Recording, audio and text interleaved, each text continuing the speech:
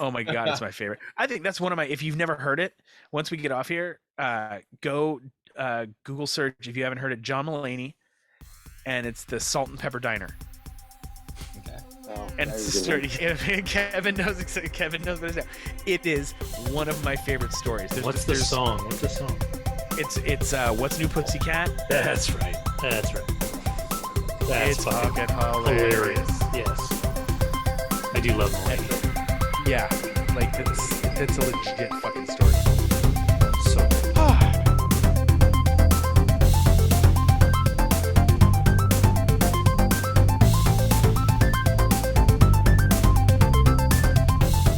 Welcome to the All Pop No Culture podcast. I am your host tonight, Pete. We are gonna kick it off. It's been a while since the four of us have been all together in the same place. And by the Who four are of the us, four I mean, people, of course, Kevin, that's me. Andy, What's up? and of course, Andrew. Hello, everybody. So chill, just such a nice mellow vibe. Yes, Makes me wanna do NPR. the NPR talk. I love it. Oh my God, we were laughing about that. I'm gonna get us off track right from the beginning. We were just laughing about something the other night about balls, and that fucking the sweaty balls fucking skit came up. That is just such a classic piece of comedy. When you watch that, it's one of those that's like it's a Christmas sketch, but it's not just funny at Christmas. Like it comes up in like Sweaty the best balls of kind are of funny sketch thing. all the time. It is Completely. though. But yeah, we are a pop culture centered podcast, focusing usually in the realms of streaming television and film and shit that comes out in the theater, like we'll be talking about tonight. But tonight it's going to be all Marvel, all Moon Knight. Yeah. See, no, but we're not going to start with that. I see what you did there, but that took a lot of effort. Yeah, it did. There was a lot of heavy lifting for fucking nothing. So we'll open up the first kind of big thing. If you want to go chronologically, if we will, is Thor: Love and Thunder trailer dropped. I'm ready. Bring it on. So I love the looks fact fucking hilarious. it looks fantastic. But I first of all, I love the fact that Guns N' Roses topped the charts 2 days after that was released. And Yeah. I don't know, you guys probably saw it, but there's a big old country concert thing down in LA called Stagecoach. And Carrie Underwood brought Axl on stage, and they sang a bunch of Guns N' Roses songs. It was dope. You were there? And no. A friend of mine was, but I saw it on TikTok. I never realized how much I missed Guns N' Roses. I totally went to my User Illusion, and I was blasting that in the gym the last couple of days. It was awesome. Was it me, or was the second album better than the first one? User Illusion 2 wasn't User Illusion 2 the one with November Rain. Yeah. Well, I no, don't I think remember. one had November Rain and Don't. Yeah, Front. one was The November rest Rain, were yeah. like just Really? throwaway. Whereas two, I think, was a stronger album. Anyway, I don't want to. You want to divert from the diversion? No. I like the fact that young Thor in the very beginning of the trailer, the one that's running, is his actual son. Yeah. Oh, is it? Yeah. Yep. That's a It's little Chris Hemsworth. That's Yep. cool. It Nice. all looks amazing. And I like that they gave us enough to be titillated, but they did not give us too much. I do feel I think they'll Right. screw that up though. I think they'll give us more because they haven't even shown Christian Bale's character yet. I hope they don't. They did the soft intro on the Mighty Thor, and even that is like kind of blink and you'll miss it almost. It happens so quick. You get a look at her for about 2 seconds and then she's gone. And then, but yeah, I think at some point they're going to have to show Christian Bale's character before it drops, even if it is just for like 5 seconds, kind of in the same way where they introduced it at the end of a trailer. Yeah. So I have a thought. Keep going, Kevin. Sorry. But I do agree. I'm kind of over trailers giving us as much as they do. Even Kevin Feige said that the Doctor Strange trailers Correct. gave away too much. Like he's Exactly. actually disappointed in how much they gave away in the trailers. Correct. I do kind of wish they hadn't shown the Illuminati at all. Exactly. because that's like the biggest complaint against the movie, and we'll get into it as we go. But just that, like, who did and didn't show up, because everybody was trying to break down these trailers so much. We live in this age now where you can pause a trailer like almost frame by frame and break them down, and it's terrible. It's what, a 2-minute and 30-second trailer? I've seen multiple breakdown of the trailer videos on YouTube that are like were 20 minutes long, 40 fucking minutes. I saw one that was 40 minutes long, breaking down a 2-minute trailer.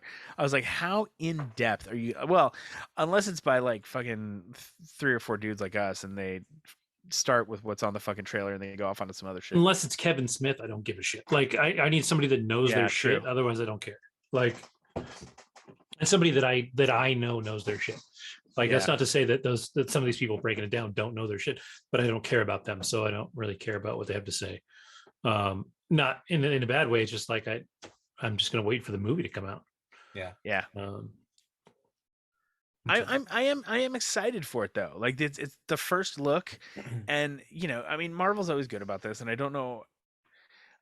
I guess, and I don't know what it says about me, but I keep waiting for like a bad one. A bad trailer or a bad movie? Bad movie. Like really. From Marvel? Like, I just like, because none of them are bad. Like, even friggin' Thor fucking Dark World wasn't bad. It just wasn't good as the others that had come it was before. It was a different take. Like, that's when they were still finding their feet. Yes. So they were Shakespearean stories. Yes. That looking back, don't really fit into the overall storytelling lane of the MCU. I think 2013 was just a misstep in general, because I think that was Thor, Dark World, and Iron Man 3. I think we're 2013. And I got to rewatch that film again, but from what I remember kind of liking it when I saw it, but then I don't think it's really celebrated in the Pantheon as much as the others. But I'm going to swing it right back. Actually, I'm going to go right back to what I was going to say about the trailer. So, Kevin, exactly. I was going to say that Feige had said that, they gave away too much for Doctor Strange. And I agree. And I think that with this one, hopefully they learn their lesson and don't do it.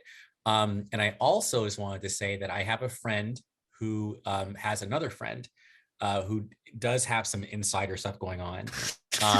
So everything he actually said about when he comes to you with this inside information actually happened. So I trust this guy now.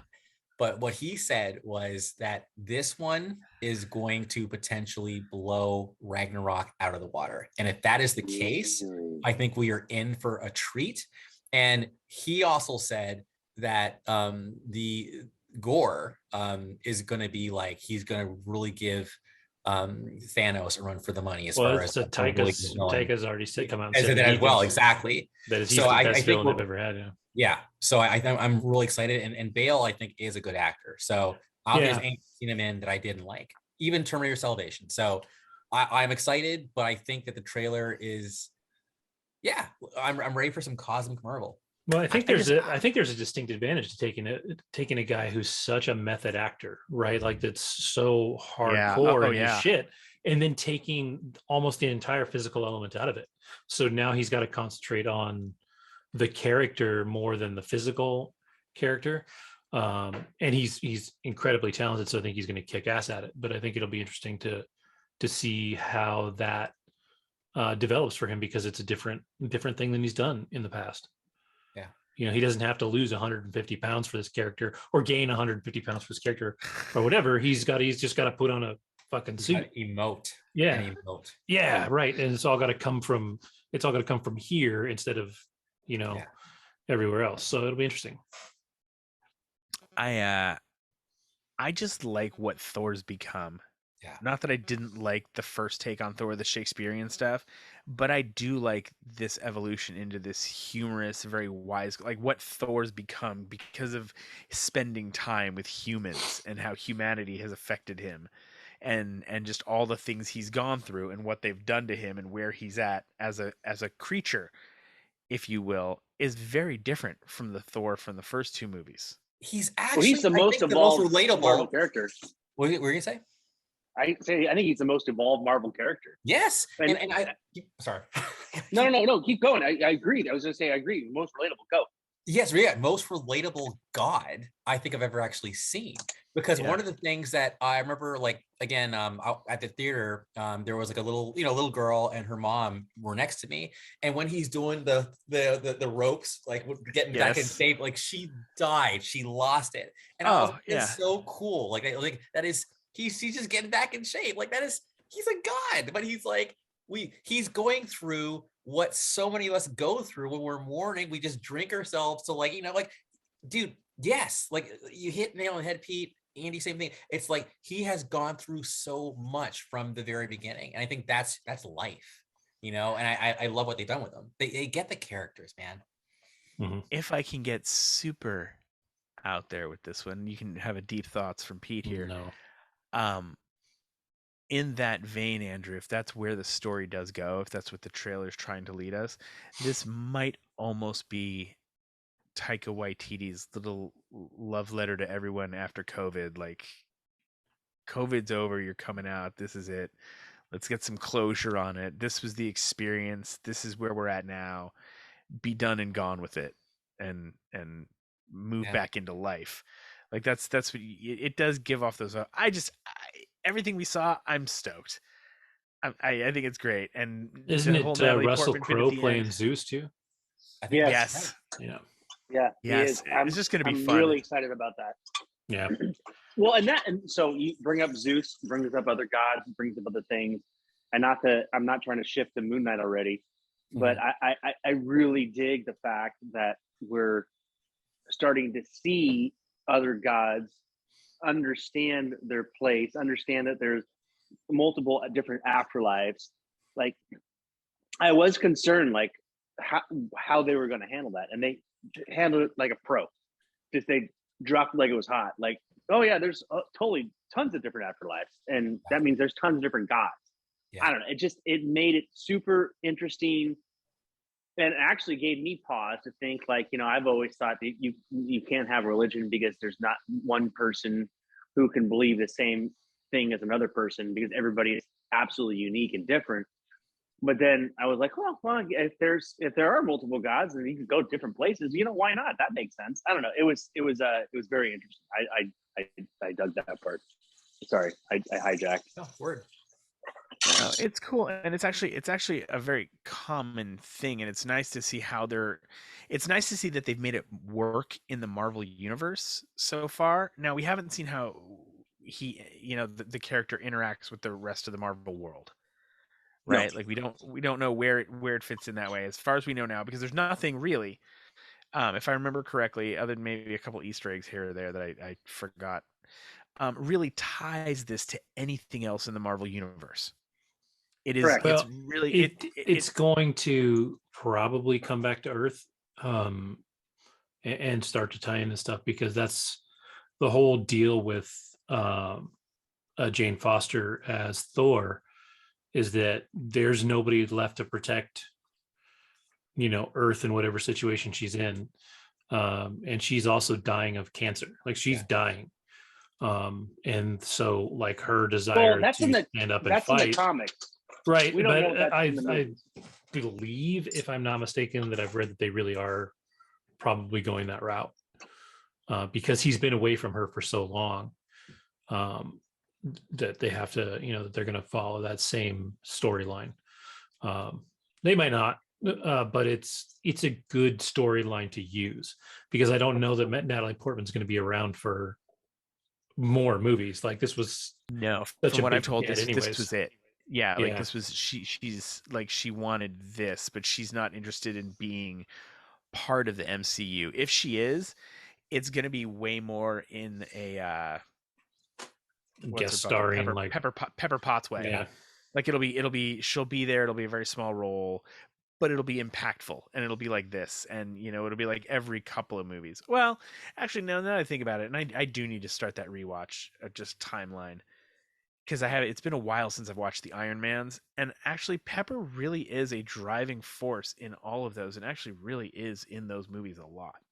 Yeah, It's in and the she's it's good. in the Less so in the Avengers first movies. one. Yeah, less so in the Less first so in one. the first one. Oh, completely. But in the subsequent ones, she definitely was, and it like, you know, she wasn't in both Infinity War and Endgame. She had a place, but it was very like away and out, and it was Tony keeping her separate and safe, if you will, in a way. Nope, we're doing Marvel, but we're not picking this part yet. We're talking about Moon Knight.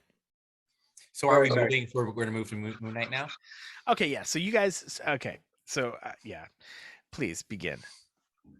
Yeah, let's just shift gears into Moon Knight. That was a ham-fisted. So I know I'm off screen, so I'll start. I don't know if anybody has their hand raised. But oh no, I thought you were a sofa. That's some good weed there, Pete. I'm going to start off by saying I absolutely love Moon Knight. It was fantastic. And then I'm going to pause and I'm going to say that finale could have easily been way longer than it was. And I feel like it needed to be longer than it was. I feel like they tried to jam about 90 minutes worth of activity into 45. I'm not saying I didn't like it or it wasn't good. I'm just saying I wish it was longer. There were so many fan theories, and I was trying to not read the fan theories, but I did read some. And I will tell you, I wish half of them were right, and none of them were right. I was really hoping Ethan Hawke was going to be Doctor Strange, or not? You mean not Doctor Doom? Yes, Doctor Doom. And I'm not. That never made any sense to me at all. So I was totally fine with that not landing. Well, we already saw Latvia. I don't know. Latveria. Yeah, not Lat. That's a real place. And he kept calling himself a doctor. You're a doctor. I'm a doctor. Like that was like they were fucking with us.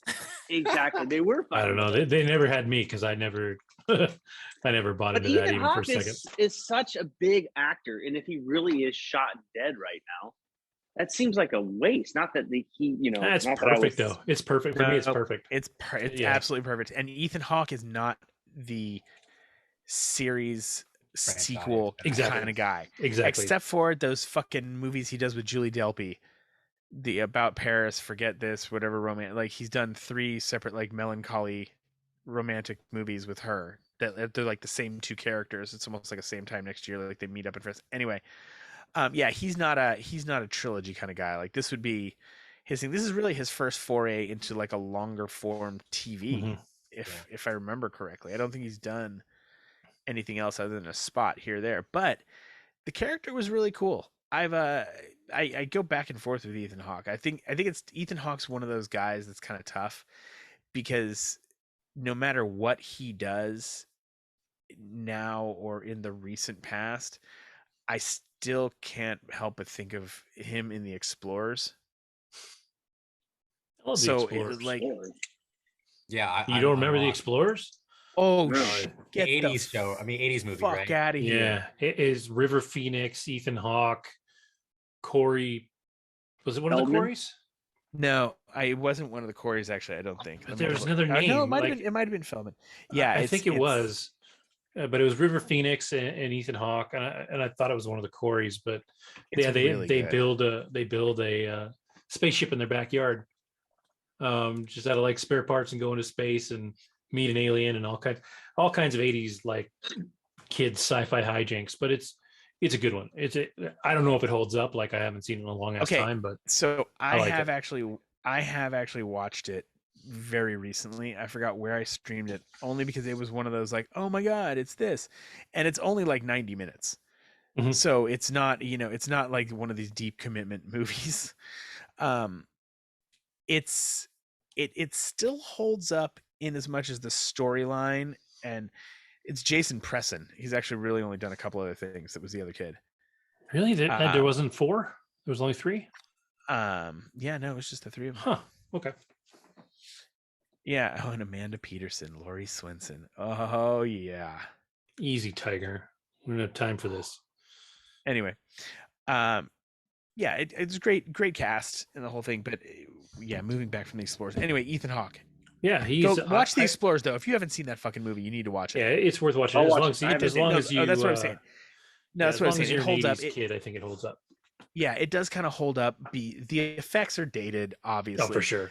But the idea behind it and the story behind it and what they do is so like the concept behind it is so far ahead that it doesn't matter what technology you have on Earth to make the concept of what happens in the movie work. Like an ET, right? Like if you look at it now, like ET had like the see and the speak and spell to do the whole like when they're building the communicator. Well, now if you're gonna like remake ET, it'd be like a laptop. Like it'd be hard. ET would be different because Elliot would have to learn how to fucking hack a satcom system so that ET could beam a message out to fucking space using the SETI or something, right?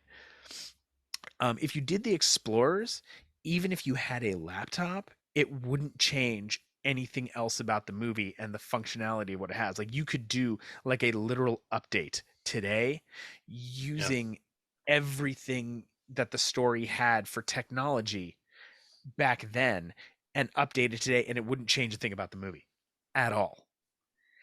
And it's a fun little ride. Anyway, back to Moon Knight. Wait, before you do that, speaking of really shitty remakes and sequels, I think maybe you posted this, Andrew, but they're fucking making Dirty Dancing sequel next year. Yes, another one with Jennifer Grey. Not another one. It's not a remake. Actual sequel. It's not a remake. Sequel. It's an actual sequel to the original. With Jennifer Grey as the in mom. the 90s with 90s hip hop. And for that, I say, go fuck yourself and please do not make this film. Anyways, back to Moon Knight. But it's related because she used to be married to Clark Gregg, who, of course, apparently that won't be the time. That's great. Yeah. Well, it will not be because number one, like I said in what I replied, she doesn't look the same, like at all. No. Like she looks completely different. So Swayze's fucking and dead. Swayze's dead. Like, what do you do? I don't know. I love it. Like, come on. It was the two of them. Look, my love of rom-coms is well fucking documented, right? That was a movie that I actually, even with my love of romantic comedies, like, and those kind of sappy romantic movies, resisted for a long time because I was like, I don't want to watch this. It's a classic. It's a great fucking movie. It really is. Like, it's just a good fucking movie. Yeah. Havana Nights. I never watched that. Why would you? It's all right. It's we wound up watching it. Yeah, it's all right. But there's no like. No. It's a Dirty Dancing movie in name only, if you will. Yes. Like I'll be honest. I'm interested to see what this fucking ridiculous cash grab fucking works itself out to be. Like this is like, of all the things you're remaking for nostalgia, it's like we're really, apparently some motherfucker backed baby into a corner because we're getting a movie that nobody asked for. Hold on a second. I think nobody fucking asked for that. I'm gonna be contrarian here. Okay, check this out. So shocker. This is my fault. I apologize. Everybody listening. The 90s hip hop thing, though. Okay. No, it's actually hitting the people our age, because man, Dirty Dancing was like my first slow dances. Okay, like 5th grade, fucking, hungry eyes, she's like the wind. Like those are literally my first dances as a 10, 11-year-old. Okay, so there's a whole generation out there who grew up like me. We're all 90s hip-hop motherfuckers, so it's gonna be nostalgia all over again. Like if they do this right, this could actually, I know Kevin's shaking his head, they're not going to do this right. Like, okay. so have you seen who's directing it? Hold on. Like he no, that's what I'm about to look at right now. Yeah, that's, hold on, I'm gonna look at this right now because I'm very curious. I apologize to everybody listening. No. Look, we're off on this tangent. We'll get back to God damn it. I'm sorry. We're here, so we're gonna fucking finish this fucking thing right now. I fed the beast. It's my fault. Because this is just like when I heard that fucking what's his bucket with dirt. Hold on. Dirty Dancing. Nope, that's a horrible remake. The real Dirty Dancing 3, Capoeira Nights. You say Capoeira Nights? Is Dirty Dancing 3. It's the 2010 direct-to-video. Capoeira Nights. Fuck that. They're doing Capoeira? Oh my god. No, not because it's a Karate Kid crossover. Yeah, I'm looking for any information on this all. Look at Andrew's Facebook post. That's where you'll get anything, because the article links to the director's name. Deadline, and he did some movie, I think it was called Whackness or something like that. And I was like, oh, the Whackness? That movie was cool. That movie was fun. That was one that we'll talk about that another time, because I always wanted to talk about. I don't believe you. I don't believe you. Okay, hold on. Here we go. Dirty Dancing sequel. Everything to know about cast and more. From Us Weekly, so you know it's fucking true. Oh yeah, Meredith Nardino wrote this article, and we know she's got her finger on the pulse. Blah, blah, blah. Okay, that's your basic theme. Blah blah blah. The Ferris Bueller's I believe the basic theme is okay. Yeah. Did you find a clickbait article that has 75 paragraphs and then one about the actual movie? Of course. Yeah. The director is Jonathan Levine, according to IMDb. Commenting on the appointment of Lion to direct, Aaron Westerman, Liongate's president of production, said, "Dirty Dancing is more than just a movie. It's a cultural touchstone that continues to be a rite of passage. As we approach the next chapter, we knew we had to honor the depth, the relevance, and the heat of the original. We've been lucky to have Jennifer as our guide and are thrilled to have Jonathan by her side at the helm because everything he makes is textured and romantic, and he always gives us goosebumps." I am going to say it is too early to diarrhea all over this film. I think there's a chance. Sorry. I'm sorry. Anybody Kid, listening, I'm so sorry. The Karate Kid, what do they call that shit? Cobra Kai? Cobra Kai is trash. Oh, it was good for 2 seasons. Right. As soon as that kid got pitched over the balcony and they broke his spine, that thing took a giant dump. Well, you know what? I only watched season 1, so what do I know? But exactly. It was a hit. No, I actually enjoyed the first season, maybe 2. But when that kid gets tossed over the ledge and they break his back, it gets just ridiculous. It is nutty. The only reason I still like that show is because it has figured out what it is and it leans the fuck into it. Oh, it leans in hard, but every turn. Yeah, there's an episode in the last season that just went where fucking Daniel's driving around with his daughter's boyfriend, who happens to be the kid that got pitched over the thing. I'm forgetting the guy's name now. And they're discussing Peter Cetera and Chicago, and how Chicago was this great. I love it, but it's yes, baby. It knows what it is, and it doesn't shy away from it. Back to Moon Knight. Yeah, Kevin. Yeah, just back to Moon Knight. Let's get back to Moon Knight. This is my fault. This is like I hate me. So, anyways, back to Moon Knight. I loved it. I wish that it was a little more detailed in the last episode. I enjoyed how it ended. I don't think this is the end for Moon Knight. I think there should be a season 2. I look forward to him being in other Marvel projects. Although there was, after just I have to do a small tie into Doctor Strange, now that the Darkhold's been dissolved, basically, according to the movie. Well, the Darkhold in this universe. All universes. Oh no, that's right. Well, we'll get there. Yeah, but because the Darkhold's a huge part of the what's not Knights of Ren? What's the Ghost Rider? Knights of the Round. Midnight Suns. Midnight Suns, thank you. Midnight Suns. I mean, there's a Darkhold definitely has a play with Midnight Suns, so that kind of essentially it's dissolved. When I feel like they're just starting to get to where you have Moon Knight, you have Black Knight, you have Blade. You starting to have the characters for Midnight Suns, and then the Darkhold gets slaughtered. They can still do I think they can still do the black magic bit though. Yeah. I mean, Strange has got the third eye, right? So they can probably retcon a Darkhold in there too if they had to. But I thought it was great. I thought it could do more than it did. I'm not diminishing the quality that I saw, but I was hoping for a little bit more. I think Oscar Isaac is just a fucking badass. I think is what it comes down to. Beast. I think the work that he did on this show was so unbelievable. Yes. And which is an impressive thing to say because Ethan Hawke is fantastic, right? So when you put those two together with the work that they did, their best scenes were when they were, mentally head to head rather than physically. Yes. I think that the mental institution scenes were cool. They were they were a little confusing for people that either didn't know the character or weren't really grasping the whole concept. Yeah. But they were good. Like their kind of mental chess, where Oscar Isaac is still even then going between two characters, like he's Mark and Steven trying to figure out what's going on. I mean, it was so good. I mean, Oscar Isaac, just, if there was any doubt, kind of thing right here, it's like, all right, this dude he's bona fide. Like he's this next generation movie star right now. Like he's kind of really throwing it out there. He's been great in everything he's done. Yes. But this it's was like a Michael Douglas. Yeah, I can see that. Kind of like that. Yeah, I think he'll have bankability like that. But he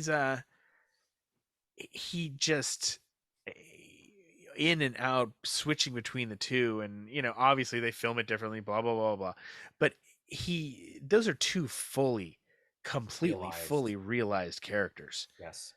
Like there obviously is some growth for either of them to go through and develop, as any character could, but they are two completely realized different entities that this dude has done for this show. Like he's fucking amazing. He was the absolute best thing about this entire thing to me. I thought, honestly, the storyline, really, it was fun. It was a cool vehicle. It was just a vehicle for the Steven and Mark story. Yes. In my opinion, though, really, is all it was. I enjoyed it, but I enjoyed it more as a character study. Like I almost feel like on some level, I almost feel like the kind of superhero stuff kind of almost got in the way of the rest of the series. Like it was fun. I loved the Moon Knight fight scenes. I loved some of the action that was there. I loved the overall plot with the way everything was going down. But watching Oscar Isaac play the two different characters who were just so diametrically opposed to everything in each other, and having them navigate that was just the whole thing in the episode, in the penultimate episode, where it's breaking down, who's who and why. Like that was amazing. Like that was the best episode of the season. But I think he's got a long way to go, and there's going to be a lot of explaining to do if they do a third season, because if you have this thing where Mark and Steven are truly two sides of the coin, where they were trying to balance their scales and there was only two hearts, there was only two people, where does Jake Longley fit in? Because he wasn't one of the pieces that balances the scale, but he's still there. Like, and we've seen him through the entire episode, or through the entire series. Right. We just didn't know who we were seeing at the time, right? Well, I think maybe because like he was still stuck in that coffin that was kind of trying to get out. Yeah. So because he wasn't on the boat, like that's why he wasn't being judged. There. Exactly. Maybe. Yeah. So that's my thinking. Did you guys see that the director had said that he'd actually filmed Mark talking to his mom in a white void, kind of like almost like making peace with the situation, and the director was saying that was actually Oscar's best work, but they just cut it out. So he's hoping that Marvel does end up releasing that bit as well, because there's closure. Mark does get closure with his mom, but man, like that was really powerful stuff.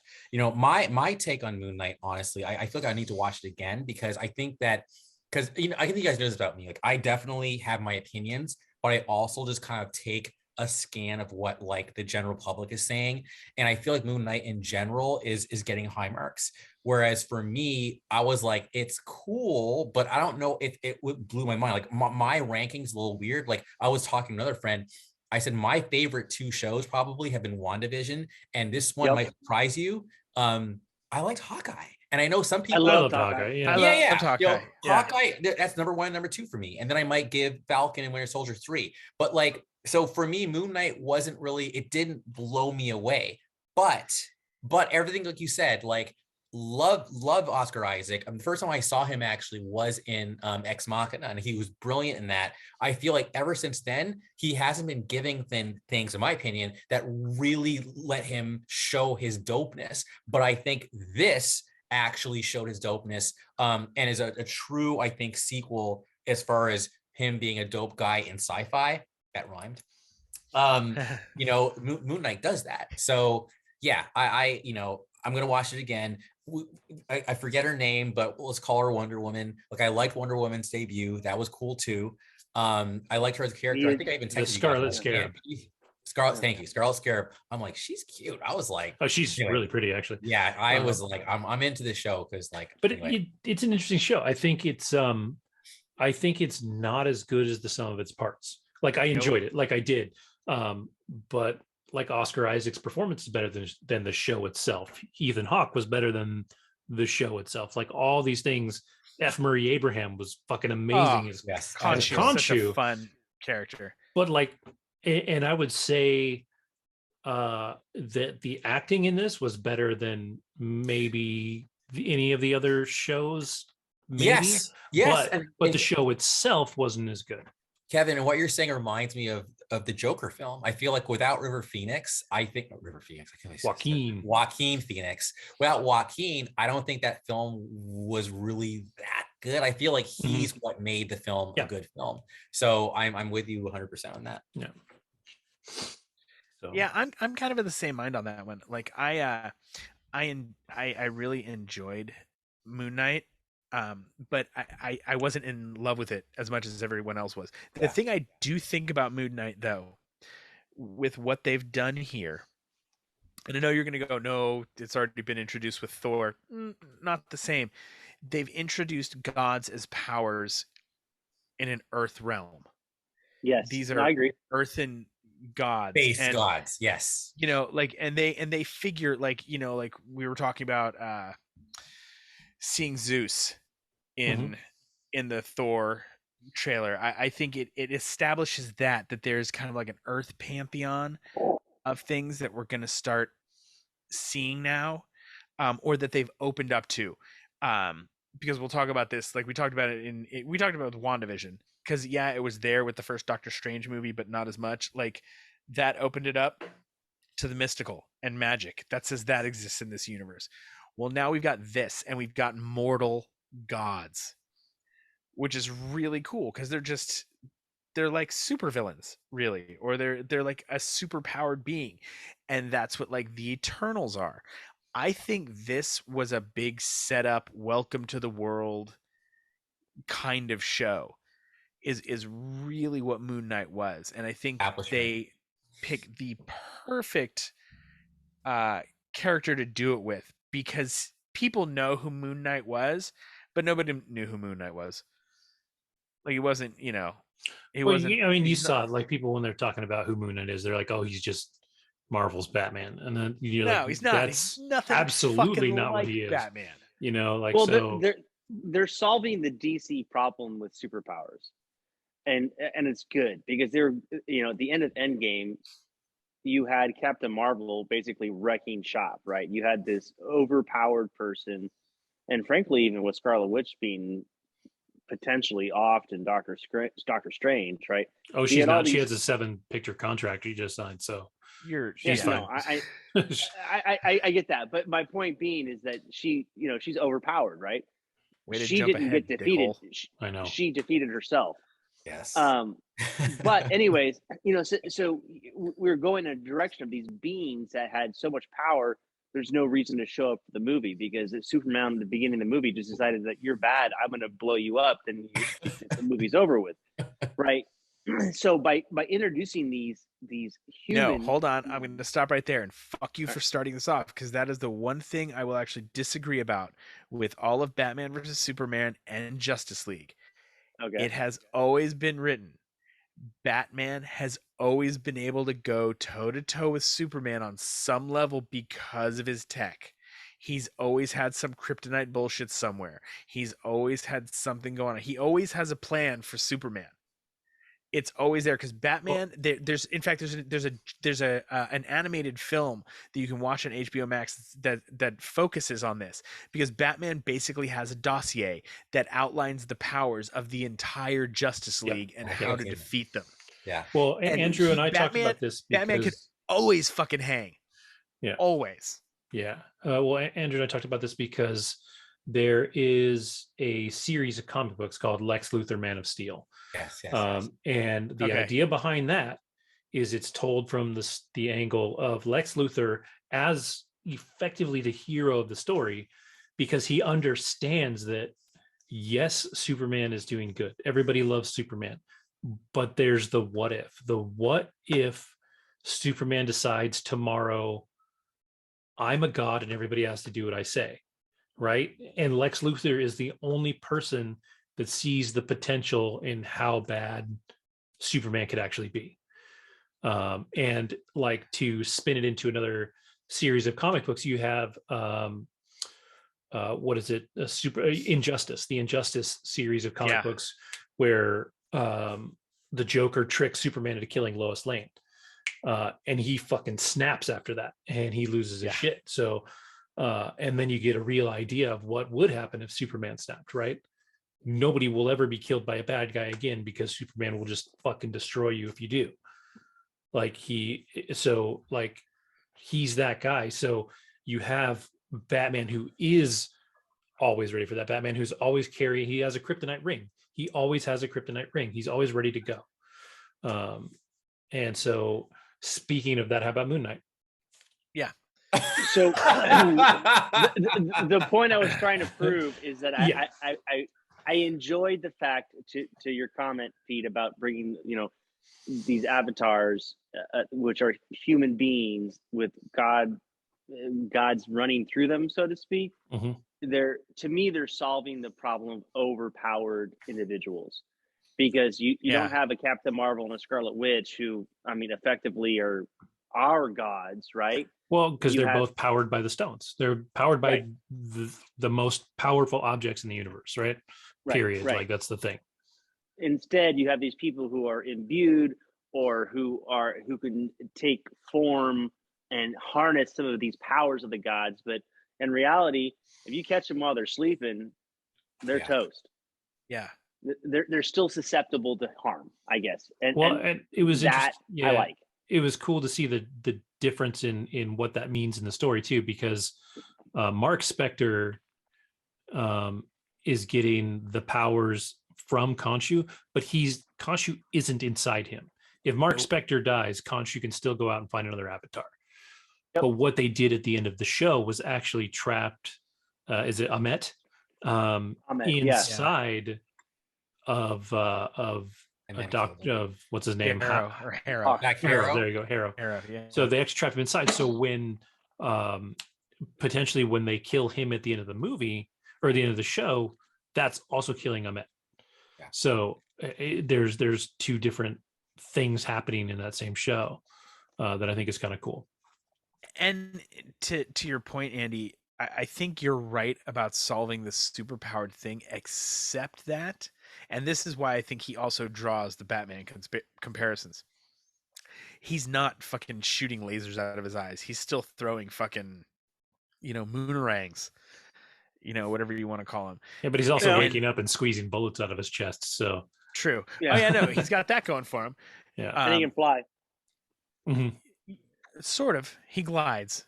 He flew all the way across Egypt. That's right. No. I think it was Khonshu actually. Khonshu basically threw him across. Yeah.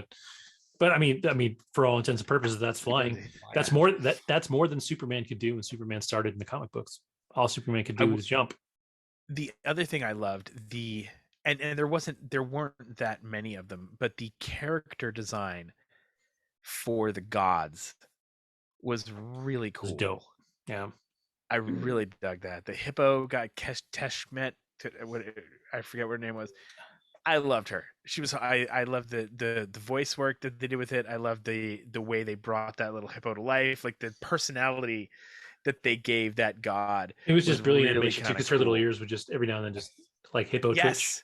Yeah, it was great. I think it's tough. I really do feel like I liked this. I didn't love it. I'm kind of with you, Andrew. Like we're rankings are very, very similar. Like I think Wanda was such a cool thing, and just the concept. I don't even think it was, but it was so original. It was like the whole method of telling it was so different than everything else. It was amazing. I'm not disagreeing. I'm just saying. Yeah. If anything, I think the weakest part of Wanda was the end. I feel like everything it was once it became grounded, profound. Yeah, thank you, Kevin. Yeah, it was so profound. By the time it got to the end, it just felt like really like that's it. Like, but no, that was the point. So much more, at least for me. No, but that was part of the point of it, though, was to take you down that peg from where you were. I think that was a very deliberate thing. I think it was very much slowed down, and I think they did it the way they did it very much for that reason, where they had you on this hyper fantastical flight the entire time, and all of a sudden at the end here, when we hit ground, there's nothing in a way, because now my kids are gone. It's showing you. It's you have to see her break too. Yeah, you really do have to see her. Like really break. So that I felt like that was a very deliberate choice. I don't think that was one of those like accidental storytelling things where they were like, and it just happens to be kind of. But I gotta say though, like I remember again, this is the beginning. Like I remember, like man, even people I didn't necessarily really talk to were texting each other at night and whatever. And this one girl was like, I heard that fucking first curse word of the night, I think, that Al Pacino is going to be Mephisto, right? And I thought that would be a little brilliant, because I know you're shaking your head, but look, like in the Devil's Advocate, right? Like he was perfect as the devil, dude. We were all second best depiction of the devil on film ever. Second best. What was the first? Huh.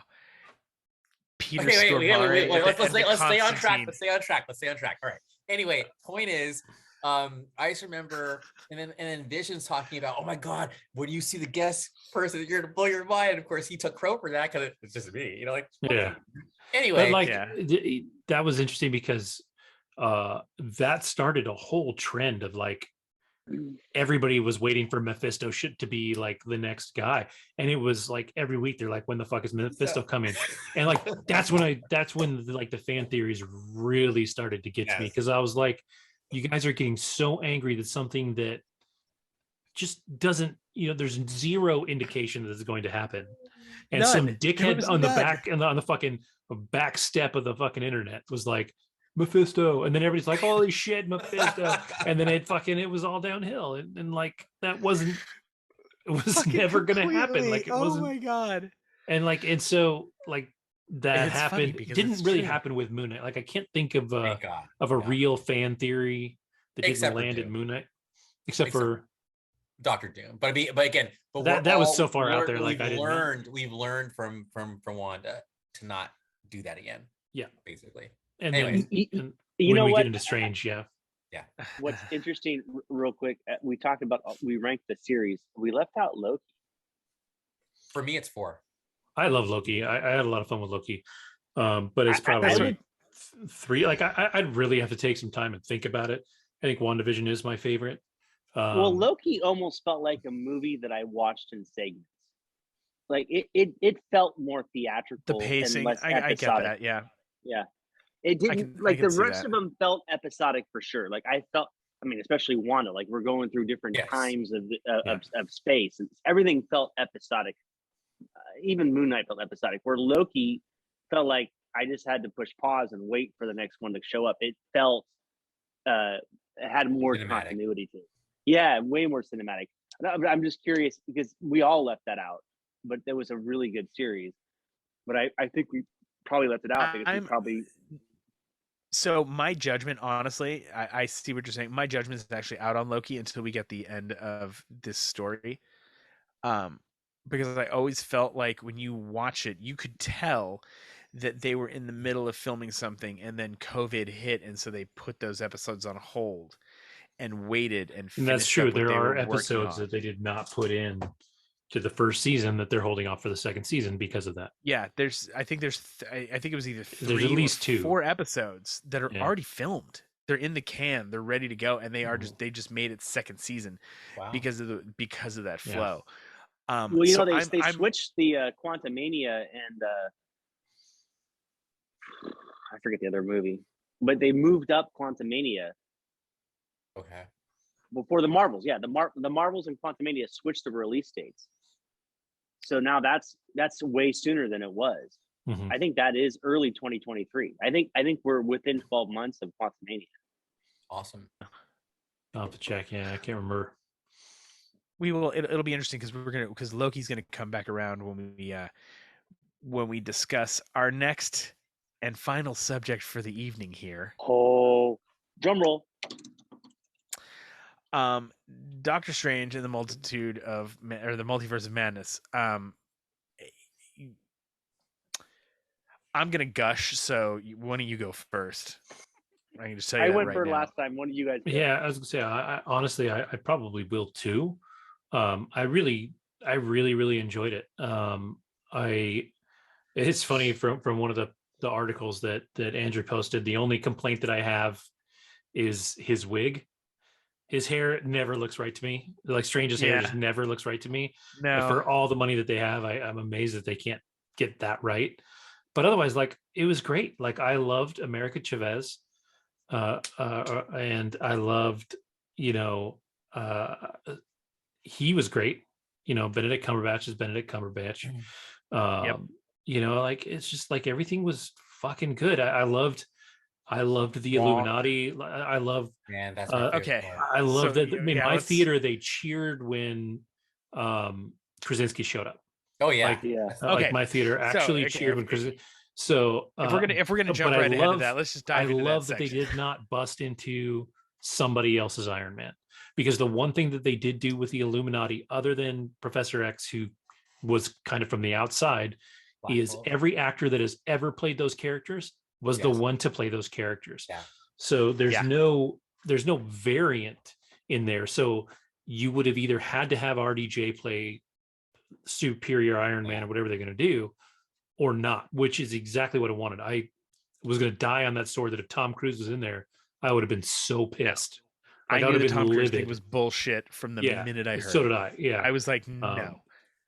But people were still pissed. Like, people were still mad that people didn't show up. Legitimately, I was disappointed.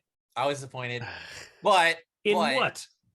The fact that we didn't get Superior Iron Man, dude. Like, I was disappointed. I was like, we're in this crazy world where these fucking Ultron things, sentries walking around. But to your point, yes, like, it would have broken the logic to have a different actor play him because everyone else was the same actor. Yeah. So in a way, it almost flies. Not everybody else. Rambeau was not. But she is. Like, she is Captain Marvel in the comics. She's imbued with a similar powers, but she was the first Captain Marvel. No, not in the MCU. Not in the MCU, but in the comics. But in the comics. So she has the powers, and it's the same actor playing the same character. Yes, she's still Monica Rambeau. Correct. She's just the one with the powers. Okay. But what I'll say, though, is my favorite part of the whole movie was everything on that. Was it 818? Whatever, that universe and that fight. Oh my God! Like, it was just. I mean, and even just seeing, like, on Titan, seeing dead ass Thanos, right? Like, that's crazy. Like, I was just like, yo, I want more of that universe. Like, I just loved it, dude. I can't say. I'm just gushing now. It's like having a brain orgasm. That fight scene was insane, and it was. I mean, just seeing Captain Carter do her thing, and they all went out. Like, I mean, I feel bad for Mr. Fantastic. His shit was whack. But everybody else, no. So that scene. So we saw it on a Sunday morning at 9:30 or a Saturday morning at 9:30. I saw it at 10. Boom. Okay, we saw it at 11. Our theater was not packed. It was me, my wife, and the two girls, and maybe like 4 or 5 other families. Right. So we didn't get a lot of cheering. I was the most vocal person in there. My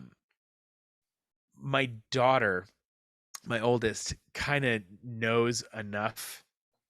Just from everything we've talked, the two of us have talked about, that when Krasinski showed up as Reed Richards, that was like, okay, the amazing thing about this then is now we know that yes, the fans wanted fucking John Krasinski as Reed Richards, and they're gonna give it to us. Hopefully. And so I mean, they still might not. I hope he is. I think he'll direct the films.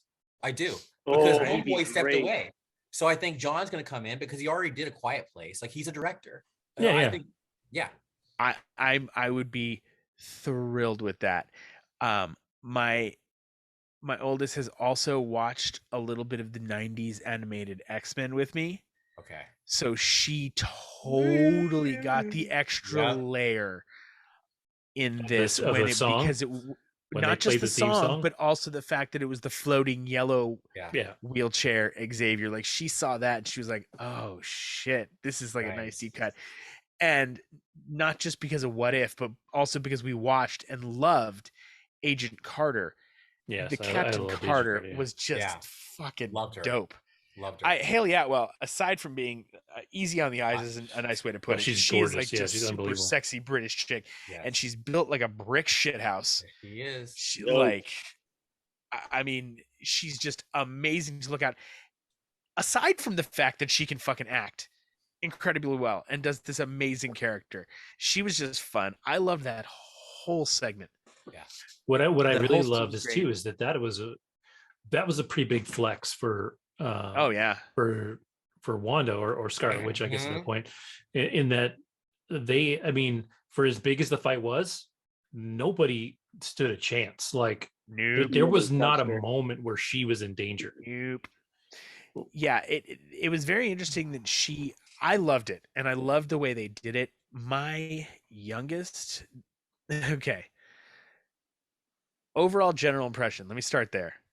I absolutely loved this movie. I thought it was great. I think if you're not familiar with Sam Raimi at all, that things won't be lost on you, but there's some things that you won't find as amusing or as fun as a lot of people. My wife liked it. She didn't like it that much because it for a Marvel movie, it's a horror. Like this is the first Marvel kind of horror scary movie, which they'd been planning since even with the original director. This is what they were planning. Exactly. There were some great jump moments in there. That was hilarious to me because my wife and my oldest literally jumped the fuck out of their seats, and it was so funny to me to see that. If you are not a Sam Raimi fan, there are parts of this movie that you will, I don't want to say not like, but they're just not as enjoyable for you because you don't understand his visual style. And you I would argue that only because my wife has never seen a Sam Raimi film. She did not like Spider-Man No Way Home. She loved Multiverse of Madness. Loved it. Absolutely 100%. Walked out of that film gushing like we are. And she doesn't like Tobey Maguire Spider-Man. Like she's not a fan of the Raimi Spider-Man. Like Raimi is not her jam. She doesn't like horror. Like all this stuff that this. What did she like? You would think that is the opposite. Like this whole movie would be the antithesis of something she would like, and she loved it. So I think it wasn't. It was to my point. It wasn't. There was an aesthetic that is specifically Sam Raimi with the look of certain things and the way certain creatures look, like his visual vision, like the demons, like like the souls that escape the zombie Strange. Those are a very Sam Raimi look. I think a different director. Okay, basically, even with the fucking budget this movie had, he still found some way to make certain effects look cheap. Right. If that makes sense. Like those demons. It makes total sense. Looked Sam Raimi cheap. Not bad, but just like it's just his aesthetic. Even zombie. Even Zombie Strange had that very, like Army of the Dead. Yeah, Bruce Campbell, like Army of Darkness kind of deal. Oh, by the way, I think we were talking about, is Bruce Campbell going to be in this movie? And I knew he was showing up. He's going to be in there. Like I was thinking he's going to be there. So that was amazing. So my wife, she's actually, we waited all through the credits for that last little bit, and I knew what it was. Those were the only spoilers that I looked at. I wanted a little spoilers to what those were. Yeah, so I knew it was coming, and so I knew it was a little passive aggressive torture. Yes, it was. That I was like, that we waited just for that. I need to wait take a just for that. Like, there's nothing. It's nothing. It's just a funny little Bruce Campbell, Sam Raimi moment. That's all that was. So and to me, it was worth it because it was fucking funny. Mm-hmm. I loved Army of Darkness and the Evil Dead movies. I think they're fucking hilarious. Hell yeah. They're the best. They're some of the best. They're a fun. Smoke a joint, watch Army of Darkness. That's a good time. Boomstick. I will tell you a couple of things here. I don't know. I think Kevin and Pete and Andrew, you all might be mad at me.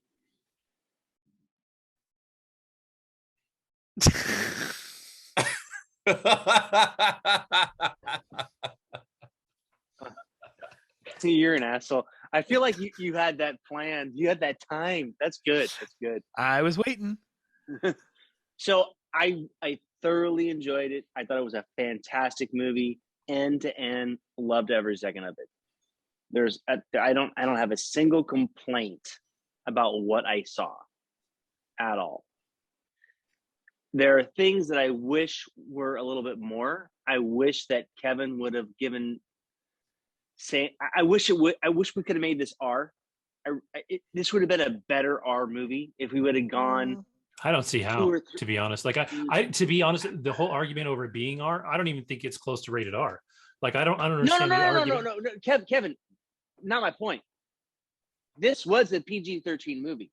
I don't even for me, it was barely PG-13. Like it wasn't that bad. There was blood. There was blood. Yeah, and Captain blood in Avengers taken out. No, like, actually, but you don't see anything there. No, I'll tell you what, honestly. I'm gonna side with Kevin on this one because I sat next to my 10-year-old who has I took a 10-year-old to this one. Yeah, I didn't realize it was going to be as scary as it was. So. We went and we sat down, and she's not a scary movie person. Like, she is constantly asking me, why would people watch scary movies, this and that. She figured out why people watch scary movies. She was on the edge of her seat the whole time. She had my hand in her hand. Her eyes were wide as fucking saucers watching the shit. Like, she was shaking in her seat with anticipation and excitement. She fucking loved it, which is very interesting to me because I was expecting at some point with some of the imagery to get a little head buried into my arm or my chest. And she didn't look down from the screen fucking once. Yep. Right. Which is also why I think Sam Raimi was the perfect choice for this, because his goofy kind of schlocky style with that horror made it a little more accessible. If it had been like, I'll put it like this, the demons in this were not as scary as the fucking evil ghosts in Ghost. You remember the scene in Ghost when when the creatures from hell. Okay, basically these creatures from hell like creep out of the shadows to pull this guy down into hell who's a bad guy at the end of that blah blah blah. That to me was much scarier than anything in this. Well, that's the point that I made to Andrew, is that the horror in this was less jarring than the horror in Shazam. That's where very disturbing. Where that didn't work. Like it didn't, because you had this kid's comedy movie and then fucking a dude getting murdered and thrown on a fucking building. It was dude insane. In a wheelchair, like, nonetheless. Yeah, Doctor Strange was that on here the whole time. So the stuff that was bigger was it fit. Yeah, it all made sense. This isn't the movie that could be an R-rated movie. But Andy was making a point about something. And he was never saying I'm sorry, an R movie or I cut him off. I feel bad now. Okay, Andy, please continue. You're gonna mute me in a second. I just fucking know it. Well, he is now. My point is that I wish that we would have gone past the edge. I wanted a darker story. They were teasing this R-rated horror movie, and yeah, you're right. It was a Sam Raimi PG-ish 13 horror-esque movie, similar to Army of Darkness or Evil Dead 2, which is fine. I liked it. I'm not saying, again, I loved it. It was fine. But I wanted something dark. I wanted something dirty. What more? Like, where would it have come in? Like that's my, I like there was more blood in this movie than there was in any other Marvel movie. Oh, there was more scene in this movie. Which is fine. And they showed fine. Oh yeah. No, but it was aggressive. But what I'm asking is where would you have put more? Like, what would have, like, you wanted to push it into the R, where would you have done that? Like, because it still doesn't make sense, because you have a young hero in America Chavez. So you need, and Marvel needs the kids coming to these movies, is what it comes down to. Like, you're talking business. So it wouldn't make sense for them to make it R anyways. But like, if you wanted R, I'm really curious where you would have put that R rating. Like, I don't know. Like, I don't know. I know easily. Just show Captain Britain getting cut in half. Like, show it. Like, that would have made it an R film, I think. And maybe like if her body was wiggling a little bit, like, just like, I can do this all day, but she's like in half, like that. Okay, that moment, that was one of those moments where my 15-year-old leaned in front of my wife and looked at me. We both at the same time, when she was like, I can do this all day. We both instantly were just like, looking at each other down the aisle. It was like, hell yes. Even when Krasinski got turned into spaghetti, like, maybe there's blood there too. Like, wanted his head popped. Just like, if you watch it, he unravels hold on, though. I will tell you though where they held back to keep that PG-13. Because if you think back, after she kills the Ultron bots, even though she's thrashed up a bunch of other people, she's never covered in blood. She's covered in whatever the fucking Ultron hydraulic fluid is. It's always this dark grayish brown. If you had her running around covered in fake blood, it amps up that gore factor instantly, even though it's just blood. But you've got her running around in blood. But like, the question is, do you need that? Because it was effective. No, you don't. It was effective. It was fine the way it was. Exactly. So like, that's why I don't think this movie would have benefited from an R rating. I think an R rating would hurt this movie in almost every way. I don't think if you if you told me I couldn't take my kids to see this movie, I wouldn't have gone and seen it in the theater. Pete. If this was an R, would you have still taken your kids? My oldest, yeah. Not the youngest. You wouldn't have taken your youngest. I wouldn't because the only way they would have moved this into an R movie is to just add gore. Yeah. Mm-hmm. That's really the only way you could have, or some language. And if it was just language, then I would have taken her. But there wasn't. I get what you're saying, Andy. I totally do.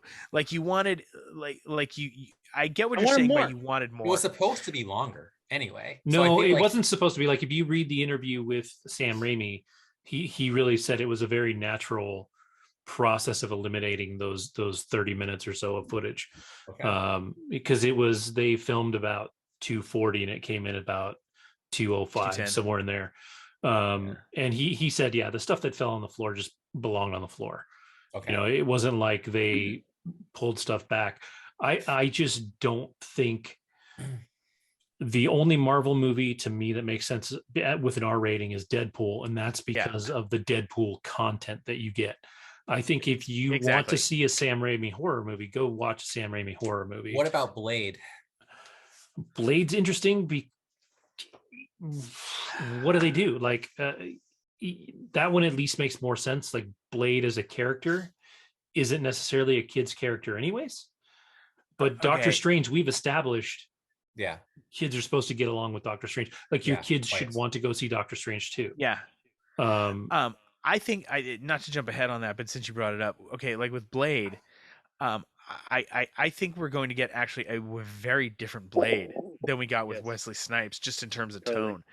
I think it will be more akin actually to a Moon Knight type feel to it.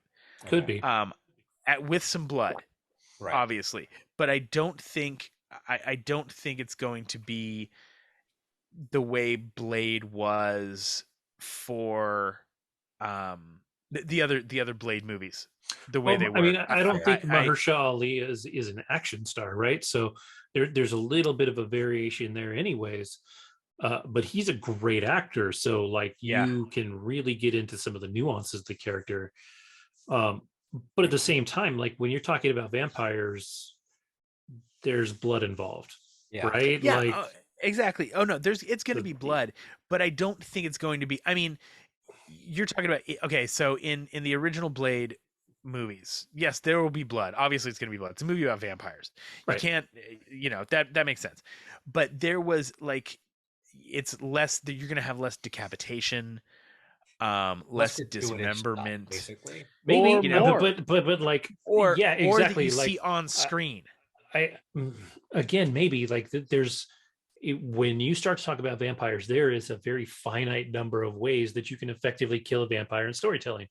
Beheading is one. Like, so the things that do this, unless he's walking around with a fucking sunlight flashlight and turning them all into fucking sun dust, like, like, but there's just like the original Blade, when they've got the Daystar virus. They when they decapitated any vampire, instantly they became gash. So there was no blood. You could. I don't know. I think all the Blade movies are but PG. if no, there was third one was R as a motherfucker. There's one where the about opening the first scene two. is them walking through a nightclub where the sprinkler system is raining down blood. That's the first one. That's the first, because so, that's like I fucking love that. Really? I don't think you're right. Yeah, I don't know if it was R, but that opening scene was that opening. Yes, the opening coming scene from is the the blood sprinkler rave, system. because you're following a familiar into that scene, and then it's the only reason I remember this is it came out around the same time that I was raving in that whole little time period. 1998. So that little moment in there, because it was right when the fucking like it hit, and then the sprinklers go off, and everybody it's just this fucking And I think the difference too, right, is that this Blade is going to be about Blade, whereas the original Blade films were about vampires, and Blade was hunting, but it was a lot of it was about the vampires. And I think the way Marvel tells their stories, it's going to be a lot more about character Blade as Blade. You'll get that he is half vampire and half human, and that's why he is the way he is and all this stuff. But it'll be more of a story. Exactly. But what I think though, that's what this movie opened us up to. Was it pushed that a little bit more, because this was more gore and more blood than in any Marvel movie yet. Like really. And it's it opens us up for that now, for them to say, okay, this is what Blade's going to be like. It's going to be hard to compare the originals to whatever they do with this one, because those were supposed to be standalone movies. Yeah. That were, I mean, yes, there was going to be a Night Stalkers spin-off that I actually would have loved, with Ryan Reynolds and Jessica Biel running around killing werewolves and vampires. That would have been shit. That scene, did you ever see that cut scene in the casino? Yeah. If you haven't seen it, did you ever see Blade 3? Have we all seen Blade 3? No, I've only seen the first one. Yeah, I've seen all of them. Honestly, the first one's okay. The third one, I think, is actually the best of the three. Okay. And it got the most canned. I love Blade Trinity. Yeah, I thought it was fantastic. Blade Trinity was actually the best of the three. The Stephen Dorff in the first one was really cool. I like that character of Deacon Frost. Like he was way more enjoyable than fucking Wesley Snipes was. The second one was just fucking dumb. Like it just didn't it didn't belong there. The third one was actually really cool. But again, Blade wasn't what I gave a shit about in the third movie. It was this whole Night Stalkers crew. I think you're right. I think that's what's going to be neat with Mahershala Ali, is that he is such a great actor. So we are going to get a Blade story. It's not that Wesley Snipes was necessarily a bad actor, because he's done stuff that's good when he's trying to do comedy, or when he's doing fucking Spike Lee movies. Sorry, Mo Better Blues. I can't. Like there are Wesley Snipes things that he's done. Jungle Fever. He was good in that too. Super Purified. Complete New Jack City. Jack City. Go. Wesley Snipes is not a bad actor. Blade was the way he did the Blade character, with everything was like you know what it was? It felt like the early Arnold Schwarzenegger stuff, where they were giving him like one line because that's all he could say. Actually, like he'd have a few. You know what Blade is going to be like? It's going to be like the Blade TV show. I never saw that. I never watched it. It was decent. There was, with the dude from fucking is it on Sci-Fi or something? What's the group? Is it from? I just saw that on IMDb from Tag. Was the dude from Onyx? Tag Team? No, dude from Onyx. That's right. Onyx. Yeah. Is Sticky. Sticky Fingers. Yeah, he played Blade, and it was actually good. And the girl that hosted the original Wipeout, super pretty brunette. She was like his kind of sidekick, but it was way more about him than it was about the vampires. Like they were there, but it was interesting. It only made it one season, I think. I don't think it got picked up for a second one. I'm just trying to find it at all. I can't find it on IMDb. I do have a thought about. You can get there probably from Wipeout if you look up the girl that hosted Wipeout back in the beginning. I do have a thought about the multiverse of madness. I wanted to get out though as well. Yeah, we should probably get back to that. Oh yeah, we should probably get back to that. Now that we've done a fucking half hour on Blade. Here is my thought. Yeah, Blade the series. There we go. Yeah, Andrew, hold on, real quick, just before we get off this. Jill Wagner. Jill Wagner. There you go. Okay, yeah, Sticky Fingers is Blade. See, now I'm very interested to see this. Dude, it wasn't bad. Like I was actually really, really disappointed when it didn't come back. The first season was decent. Now, granted, I watched it when it came out and not since, so I have no idea how it held up. But I really enjoyed it when it was out. So one of the thoughts I had about the movie, though, was when you're seeing Wanda or Scarlet Witch like scare the shit out of the kids, and the kids are like, "We don't like you anymore." Like in my head, I was kind of like, "Okay, I've seen this play out, I'm sure, a million times." So that felt a bit like color by numbers, right? But then I thought to myself, but the little girl next to me has probably not seen this kind of thing before, and I feel like it's a good lesson in how love can become toxic. Because I do think movies, in my opinion, and media does kind of have a responsibility to kind of be a morality tale. Mm-hmm. So between the fact that I think that the MCU, I actually saw a hashtag MCU, and I think that's cool, actually. I think is really kind of putting women more front and center. I think a lot of narratives historically have been about guys finding their inner power, right? And I actually, again, I've talked to people where literally I've talked to women who say, I wish I had more confidence. I made different decisions in my life, or going after different things, whatever, right? So the fact that America had the power to control this shit, but she just never believed in herself, and then finally believes in herself and is able to do it. It was good, I think, for little girls to see. So basically, the two thoughts are, even though I felt like that plot device of love gone crazy and backfiring has been done before, it was still, I think, a bit powerful. But again, for people like me and people, maybe all people our age, we're kind of like, like it felt a little anticlimactic, but again, I think for the new generation, it's a starting point, because when you think about it, the whole Infinity Saga was a whole nother generation who went through that, and I feel like Phase 4 is now the start of a whole new 10-year journey. It's 10 years. You're totally correct, Mm-hmm. Andrew. One thing too is I'm almost disappointed that no one is going to look at Elizabeth Olsen's performance as like Oscar worthy, because it's a superhero movie. Amazing, but dude, she was good. Like Jesus Christ, Elizabeth Olsen was fucking fantastic. But she was scary. But she was all over the place. Shift in her character, was right. Like she did such a good job. Like I was super impressed by her, and like I said, she's not going to get an Oscar nod. Like no one's going to talk about it come Oscar time. No. And that's fine. Like it should. But she was great. And like I said, if we're looking at this from like a female empowerment point of view, America Chavez was awesome. Like I loved her. She was great. She was adorable. Like she's young, but she's smart. She's tough. She's uber powerful. Like she's all these things that you want without being maybe as overpowered as Captain Marvel, right? Like or Captain Marvel, yes. Yeah, exactly. like, and Scarlet Witch makes sense. Like Scarlet Witch, they have been building up to her being the baddest thing. So like even in Endgame, like that movie almost ended right there. If Thanos hadn't fucking rain fire, he was done, dude. She was tearing him apart. Exactly. And she had him handled. Like that was over. Yeah. Well, this was interesting because my youngest loved WandaVision.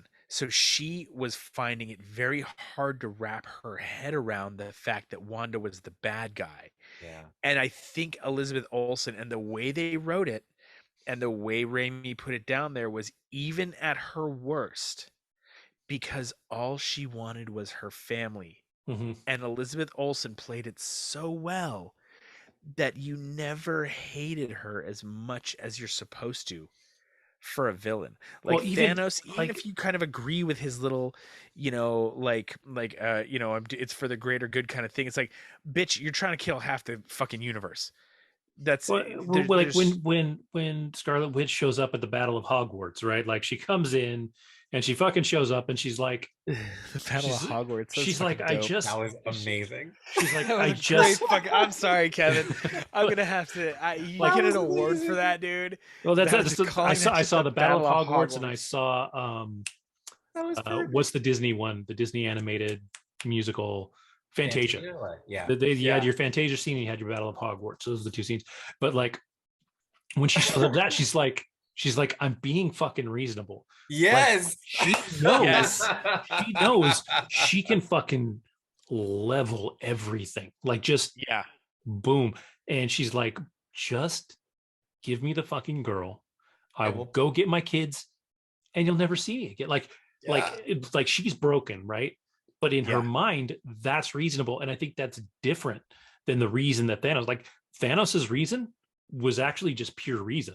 Yeah. Like his was 100% numbers and logic. And hers was damaged emotion. Like she's like, I Thanos is calculus and hers was emotion. Yeah. No, it's a huge difference. So I actually did kind of hate her because my thing was like, did you? Yes, yeah, but he doesn't like emotion. All those helpless wizards, man. Like they weren't helpless. They had wizard magic. They got fucked up. They're a wizard, Harry. Like they fucking. She killed them, dude. I feel like. And then she brought him back and tortured him right in front of fucking Wong. Right. Like when she lifts him out of the ground. Dude, she's beyond redemption. Like I'm sorry. Like I think she's done so much bad, yet we're supposed to like feel sorry for her. Like it's this is adorable. I saw an essay calling her like the biggest like Karen we've ever seen. I'm sorry. Andrew. I'm this is where I was kind of the direction I was going. Yeah. I hope she goes bad, and I hope she stays bad. I don't think she does. I think it feels like they've already closed that door. Yeah, which is unfortunate, but I think they've closed that door. Yeah, I do. I'm kind of there with you, Andy. I think it would be cool if she showed up as a baddie in another film. I don't think that's a bad idea. They've already redeemed her though. Yeah, she's already had her redemption with her bringing power down on herself. Yeah, the minute the movie ended, also my youngest was like, "Is she dead?" I'm like, "No, honey, the Scarlet Witch is not dead. Don't worry." I'm like, all they did was drop a mountain on her. Yeah, I'm like, trust me, she's fine. Yeah. That's all they did to her. She's cool. But I think there's something to be said. I mean, maybe she's the one who brings Doctor Doom to existence, right? Maybe she's the one who gives him some sort of power. You need to get off of Doctor Doom's dick, dude. He's going to show up in his own way. He's a politician, dude. He's going to show up in exactly that way. Well, yeah, maybe he'll take over William Hurt because he's all dead now. I think what this movie gave us and what this showed us and the thing that it let us go. This is what right now, what to me, what this entire movie was about in terms of a Marvel movie. It was a great story. I enjoyed watching it. I loved it. What this movie was all about was, hey, we've got these guys, the Fantastic Four, who have these other world-killing baddies, and the Silver Surfer, and all these, the Power Cosmic. We've got the X universe now, where we have it. They have now, with one movie.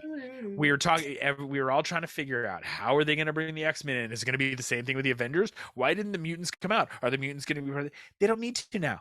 They can just say, multiverse. You can literally go, literally, it's just to type out Earth 112. Done. There we go. That's the X universe. Earth 314. Now we've got Galactus and the Silver Surfer. And I don't think they'll do that though, because they don't tell the individual stories in that way. Like they weave this together. But I think the thing though, because of this, because of this movie though, and because that America's out there, you can slam these universes together at any one point. Like they've given us now the big bad guy master plot, right? The incursion that everyone has to fight and thought. We don't have Thanos trying to end the universe anymore. Think about it now, because this is where I was going to say when we bring Loki into it. One of the confusing things, and one of the things that you never quite made sense about Loki because of the way they played that whole timeline thing off and this whole time bureau, is how these alternate universes all branched out, and all these things were breaking this way, and you couldn't quite reconcile it that way. You just fixed it with this with the multiverse thing. I'm going to say, as I push up my glasses, maybe you don't understand string theory. No, I get the string theory, and I get what they're talking about. You don't get string theory. Nobody gets string theory. Don't say that. So I want to add one more thing. So I have the girlfriend's sister's daughter. My best friend's sister's boyfriend's brother's girlfriend heard from this guy who knows this kid is going with the girl who saw Ferris pass out at 31 Flavors last night. I guess it's pretty serious. Her name is Ava. She is a junior in high school, I think. Maybe she's a sophomore. Maybe she's a freshman. She's in high school. But she's a Marvel. She would fit in on this podcast. Like, she's a Marvel fucking nerd. Bring her on. But she's a new Marvel nerd, right? She's not no. Hold on. Just slow your roll. She's not a Tobey Maguire. She's not a Tobey Maguire Marvel nerd. She is a recent. She's in the, like you said, we have two generations that we're starting here. At least. Exactly. Yeah.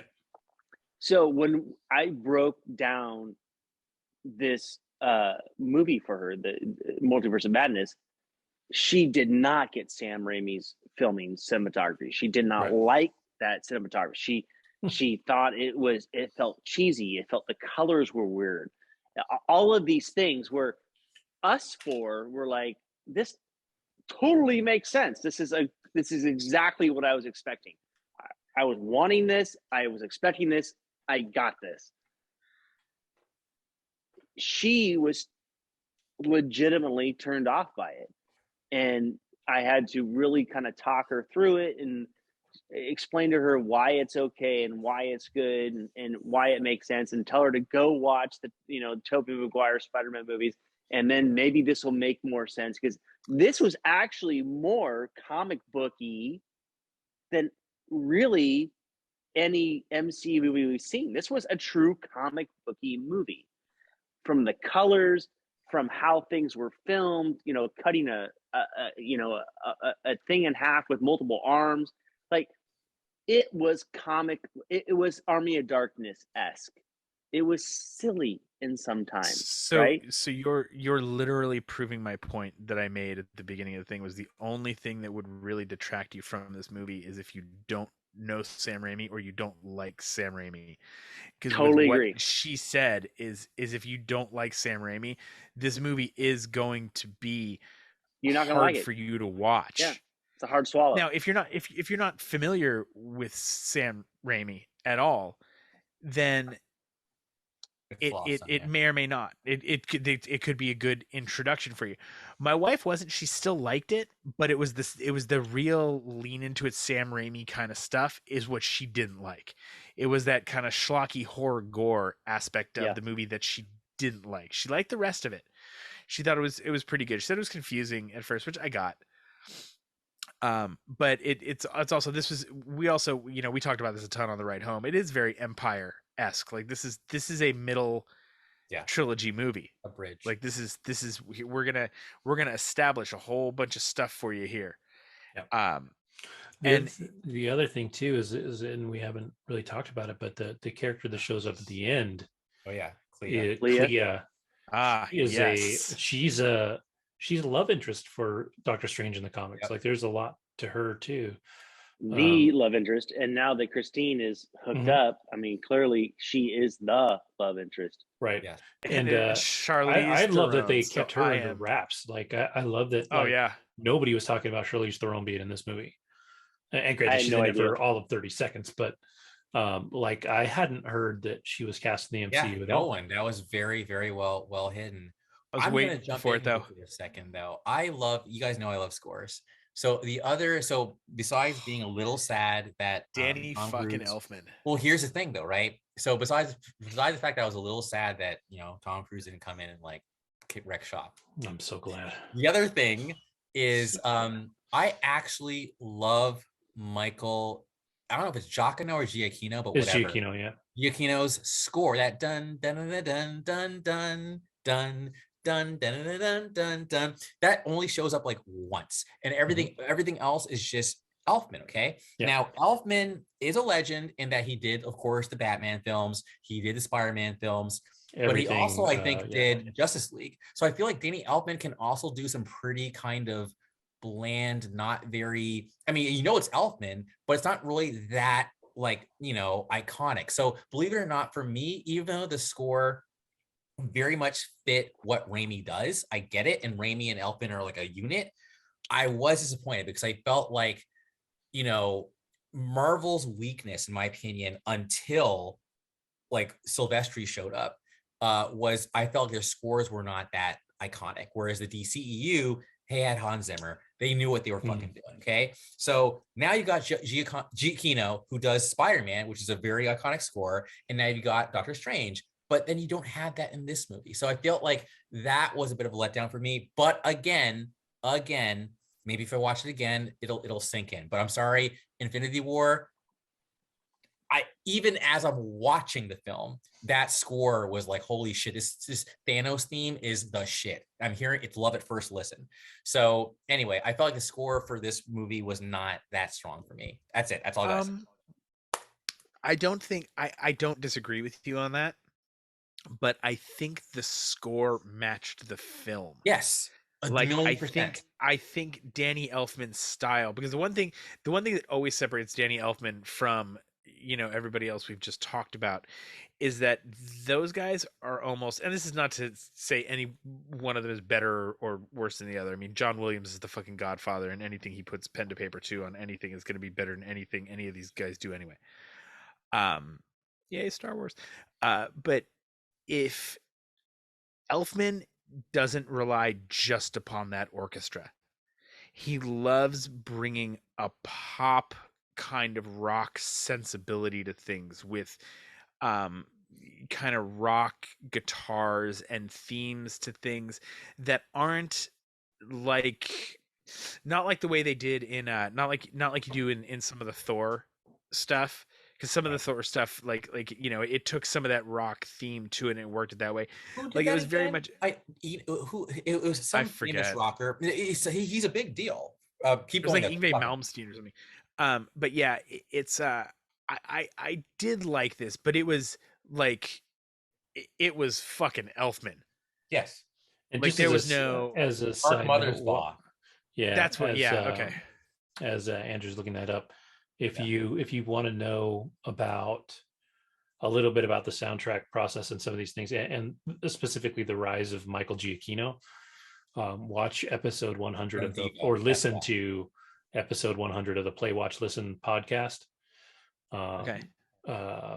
It's Troy Baker, Mike Bithell, who is a video game designer. You've got Austin Wintory, who's a video game composer, but Austin Wintory specifically is very familiar with Giacchino, who like along his career bumped into the right person at the right time to move from scoring a video game to scoring a TV show to scoring a movie. Like he was doing video games, he bumped into somebody, he scored some big game, and J.J. Abrams fell in love with that. So he brought him in to do Alias and Lost. Somebody fell in love with Alias and Lost and said, dude, I want you to do my movie. And now Giacchino's the biggest fucking thing on the planet. Right. And so like his trajectory is very interesting. I think Elfman has been doing this for so long. We kind of like, not that Elfman's played out, but we know what you're getting when you get Elfman now. Giacchino is one of those guys where I actually don't feel like when his music shows up, it feels like there's a signature to it. His music tends to me match the film rather than it being correct. bringing Michael Giacchino. Whereas Correct. like even John Williams, you had Superman, you had it's Star Wars, you had like You know. his stuff is there's a signature to it, and I think Giacchino probably has one, but he's a little better at kind of adapting to the material rather than making the material adapt to him. Agreed. I like his work on Lost, even actually. His work on Lost is great. That whole soundtrack is fantastic. Yeah, this was just an amazingly enjoyable movie. So many places to go now. Yeah. In the Marvel universe, there were cool themes and fun moments. America was great. Yes. Yeah, she was fantastic. She was so awesome. She was so good. Great debut. I'm sold. And I was talking about this with my wife earlier. It's really kind of cool that in the comics the character's a lesbian. She is, and the girl that's playing her 100% knows that this character is in the MCU also a lesbian. Didn't come up. They didn't like organic. For me, I love that is she's got a pin. But her parents, her moms were lesbians too, so it could easily be for that. Exactly. But what I like is that like, so you have this character that you know is a lesbian. They don't like have to throw it in there. It reminds me of like something like Schitt's Creek, where yes, he's gay. It's there, but it doesn't slap you in the matter. face with like that's not what it's about. That is a trait of the character, not a defining characteristic of the character, and something that it's not the character's motivation. Well, right, as it should always be, because for reason. Yes. Unless it's a romantic comedy or something that's about relationships, that's when it's totally fine. Like if you watch a rom-com, it's all about most of the time a dude and a girl. If you watch a gay rom-com, it's about a dude and a dude, or a girl and a girl, but that's about the relationship. But for a character in like the MCU to be gay, I don't want it to be like hammering it home because we're worried about the issue of the week. It should be natural, and I think that's what will make it better. Like it should just be that it's there and it's okay, and we don't need to batter it. It should never was be what it was. It should never be about who you love. Should never ever be a Sunday afternoon special anymore. It should be organic. It shouldn't be a topic of conversation, because it's be like, I dig dudes, I dig girls, I dig both of them. I'm a real big fan of this couch. Like it shouldn't fucking matter. Funny, Whatever you as a matter of fact, what's Strange's ex, what's her name again? Christine. Maybe 15, 20 years ago, her husband would have been like, oh my God, but it was not even treated. It was like, okay, that's her husband. Boom. Next, moving on. Yeah. Yeah. That's how it should be. Really. Where for you does this fall into? I mean, the MCU is so huge now, but like top half, top 10, top 5, bottom half, whatever. Like where I call it mid-tier. I'm sorry. I might sound harsh, but for me, it's mid-tier. No, it's in the MCU for me. Mid-tier is still pretty fucking good. It's still Yeah. No, it is mid-tier for an MCU movie. Yeah. Because I think because the kind of Army of Darkness 4 kind of vibe that you got from some of it will keep it from being a little accessible for some people. Yep. I think anybody can enjoy it, but I think there's the subset of nerd culture that saw this. That's a real I'm not worried about other people. I'm worried about you, Pete. I care about your feelings. I loved it. I thought it was great. But we're like, that's what I'm asking. Like, it's middle high. It's middle high. I don't know if I'd go top 10 yet, but it's at the higher end of the mid range, for sure. Like it's way up there for me. I think part of the problem with ranking any of the Marvel movies is that there are some clear, like, top 5, but then once you get outside of that, I think emotional attachment starts to kind of change the way people rank things and what they enjoy about them. Because I know Guardians, great movie, not in most people's top 5. it's way up there for me, and it's kind of in there because that was like one of those memory moments of taking Soph to see that movie, and we sit there and I'm watching her, and the minute he starts singing into the fucking Space Rat, I'm watching her and she's hooked. Like I could tell. So there was like that movie ranks way up there for me compared to the way it's going to rank for some people.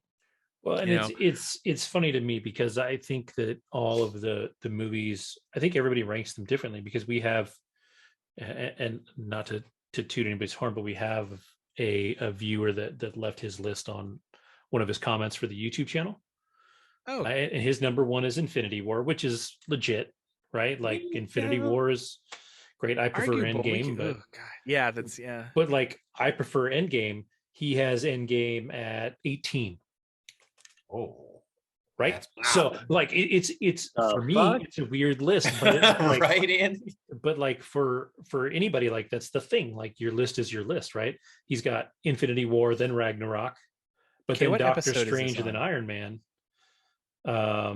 Then the original Avengers, then Guardians, then Captain Marvel at number 7.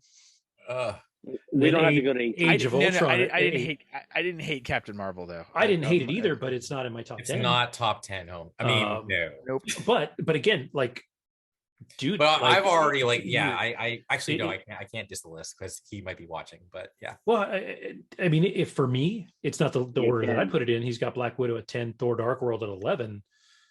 Black Panther's at 14. Shang-Chi is at 26. Like for me, like the list is all over the place. It's not on a list. It's not on an episode. I lied. It was from 2 weeks ago is when he left the comment on YouTube. So,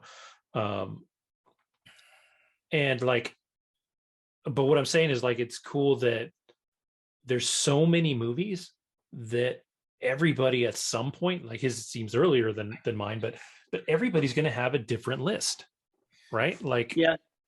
There's just so many movies now, and so many genres. That's what it is. I feel like Andy, one second. The thing is, Marvel has mastered the art of making genre films within comic book territory. So we've now got our horror film. Winter Soldier was our first like kind of suspense, like SP, like that kind of film. Endgame was a bunch of movies, but a heist. It was the second half was a heist film, just like the Ant-Man films. Black Widow was almost our Bond film, like you had your big villain and all that. So it's like and we have a screwball comedies like Ragnarok. Ant-Man, yeah. So it's like I definitely lean more towards the serious than the funny. So that's why for me. What was that for? No. I'm sorry. I know. God damn it, Kevin. Now you got me looking because there's a couple videos that actually have replies here. On the thing. We got a few. And that Andy, one you're guy say something though before you leave. 2 weeks ago, said something interesting. Basically, the MCU is Las Vegas and the DCEU is Reno. Fucking smashing, brother. Yeah.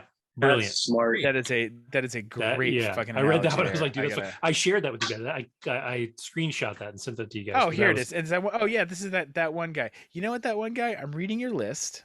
Reach out. You might have to come on and defend this fucking wackadoodle list you've got here, brother or sister. I'm not going to gender you. They, them. That one guy. Oh, well, it's that one guy. But like for me, the reason that I asked is that this, I think, probably is in my top 10. Multiverse of Madness. I really though. It's been so long since we've made a list. Bro, you're questionable. You've got fucking Thor: Dark World at 11. That's it's crazy. But remember, like I would have to go back, but way back in the beginning, we made our lists on this show. I remember this. Now, granted, that was hard. It is hard, and that was when we only had 16? Like 12 or 13 movies. Yeah. Like it would be really interesting to sit down and redo the lists now. And just see where we land. Because what's funny is when you start putting them down and start really thinking about your lists, like you'll get about halfway through and then you'll be like, shit, I forgot this one. And then it reorders the whole fucking thing. And then you go and you do it again. And all of a sudden stuff is shifting around. Your list changes a lot. And it's funny how things will just completely flip places when like you said, it's a genre thing, right? So all of a sudden thinking about one movie in a genre will skyrocket it up the list and push something down, not just one spot, but like 3 or 4 spots. It's a trip. There's so many movies, 27, 28 movies now. Like there's so many. It's a big list to make. And to put this list in this movie in my list, I'm similar to Andrew. This is middle for me, if not a little below middle for me. If there's 26 means 13 center, I would put that. I would put this like 11 from the bottom. Which is cool. Like, I mean, but if you really like, if you put your list down and you look at the not middle, a bad movie. You look at exactly. You look at the middle of your list and you're like, these are the things it's competing with. Yeah, I fucking love those movies. Like, it's not that bad, right? Like the number 26 is still a fucking great movie. It's like a top 5 for DCEU basically. It's like number 20. Yeah. And that's you know, not to toot my own horn, as that's what I've always said, but dude, that's the one thing I keep harping on, is that there's just not a bad Marvel movie.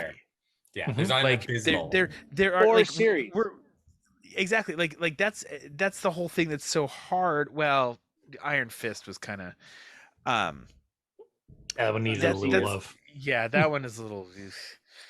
I think that was actually, if I had to pick one thing that I would say was the miss that has happened for the Marvel universe, it would be that.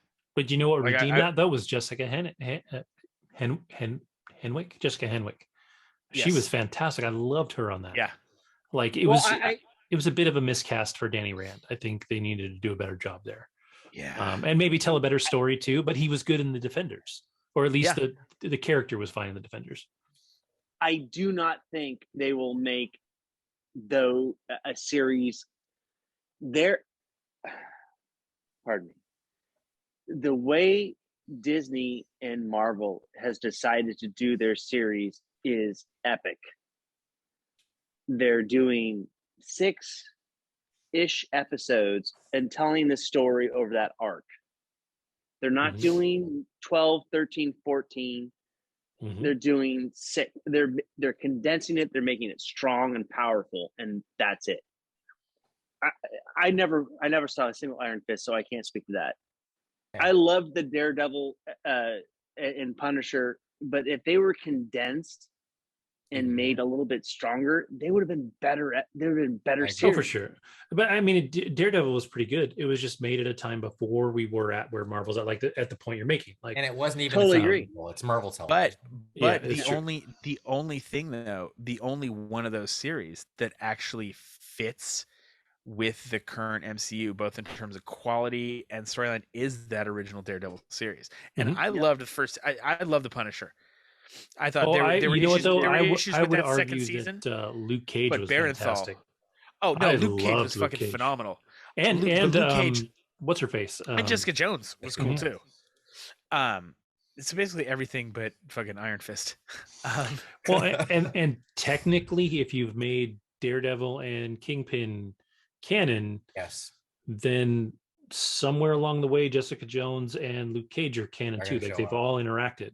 Yes. So it'll be interesting to see where if they bother with that, or they just kind of leave them out. But I would love. Oh no. I love dude as Luke Cage. I loved Luke Cage. I don't think any of those characters are big enough for a movie, if you will. And I think, or it depends on what you do. They'll be bit players in a Spider-Man movie. Exactly. Because now he's back that's how they'll work him in Spider-Man. Exactly. And those guys are Hell's Kitchen and all that.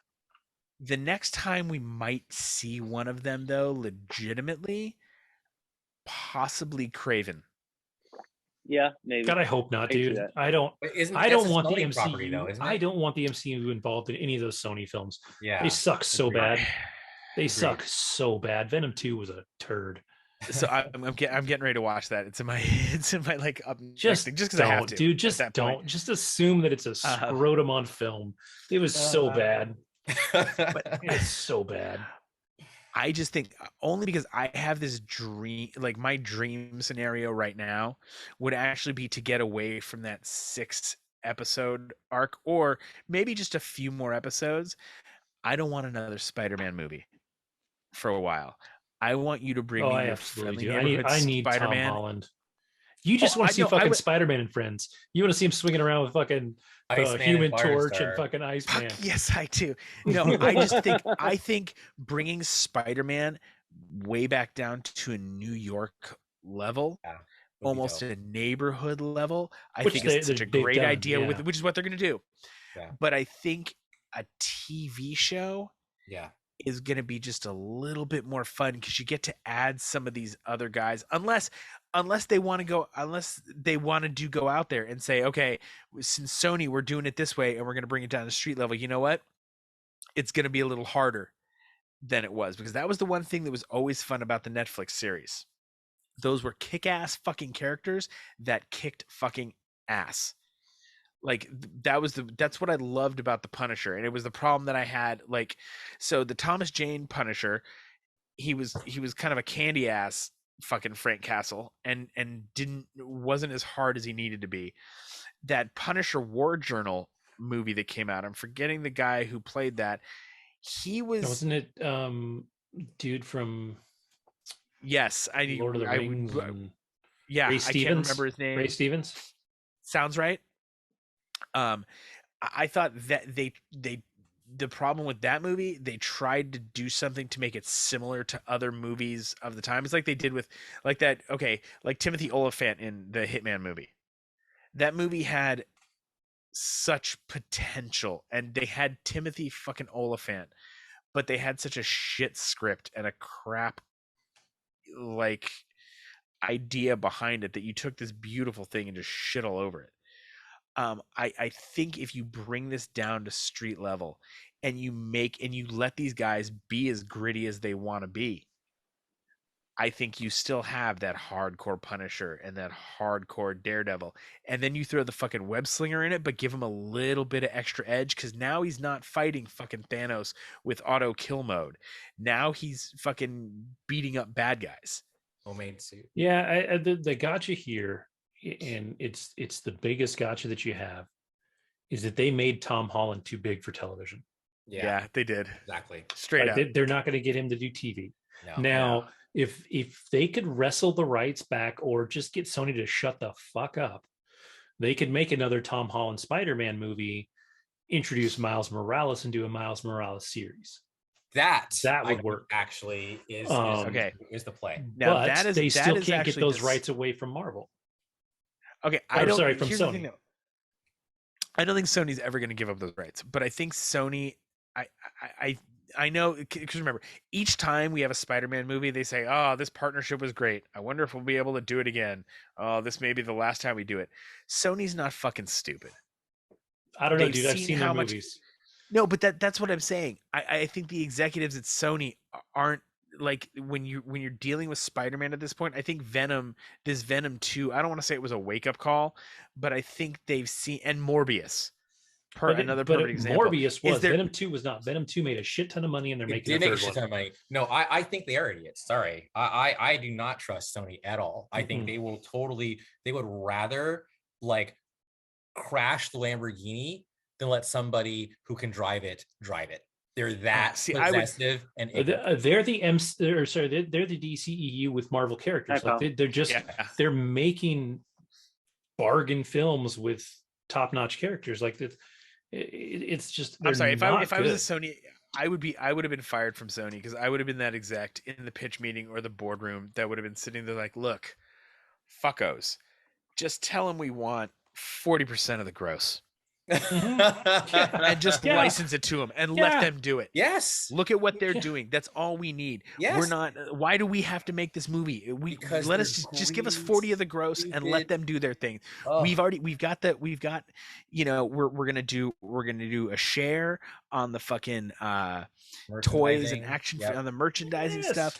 We'll do a 50 on that. Let them look at what they've done, because think about it. By the time we finally got Spider-Man into the MCU, we were in Civil War. We were fucking how many movies in at that point? it's like, I'm sorry, and this is again why I would be kicked out of Hollywood and why I could never work in Hollywood, because it would have been the same thing if I was in the Star Wars pitch meetings. I would have been like, the fuck is this, when they gave us Ryan Johnson's script. I would have been like, no. Like, that's I a like whole what other you set I of like mistakes, but exactly, but but it's along that same lines. It's like, and again, we always come to it, but the DCEU, there's a pitch meeting and there's a group that sat there and said, we've got the 3 biggest fucking characters in the fucking comic book world. We should do this with them. And like a bunch of people went, it's a great idea. And it just, it doesn't make sense. I wish they would just get smart and say, these guys are doing this right. Let them fucking do it. We're going to license it off to them. You know what? We're still going to shit on all the little tertiary characters around it. We'll make our shitty little Venom movie. Here's Morbius. We're going to make this Craven movie. I got to jump in here for a second. Pete's favorite character. I was talking to someone, and I hope I don't like completely ruin my career with this.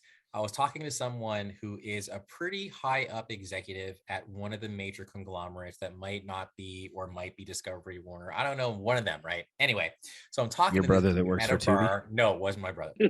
So I was talking to this dude, and again, I hope he doesn't see us because he's gonna get mad at me. And he says to me, I get a little passionate. He says to me, when DC says they want a Kevin Feige, they want a Kevin Feige, but they want a Kevin Feige with business sense.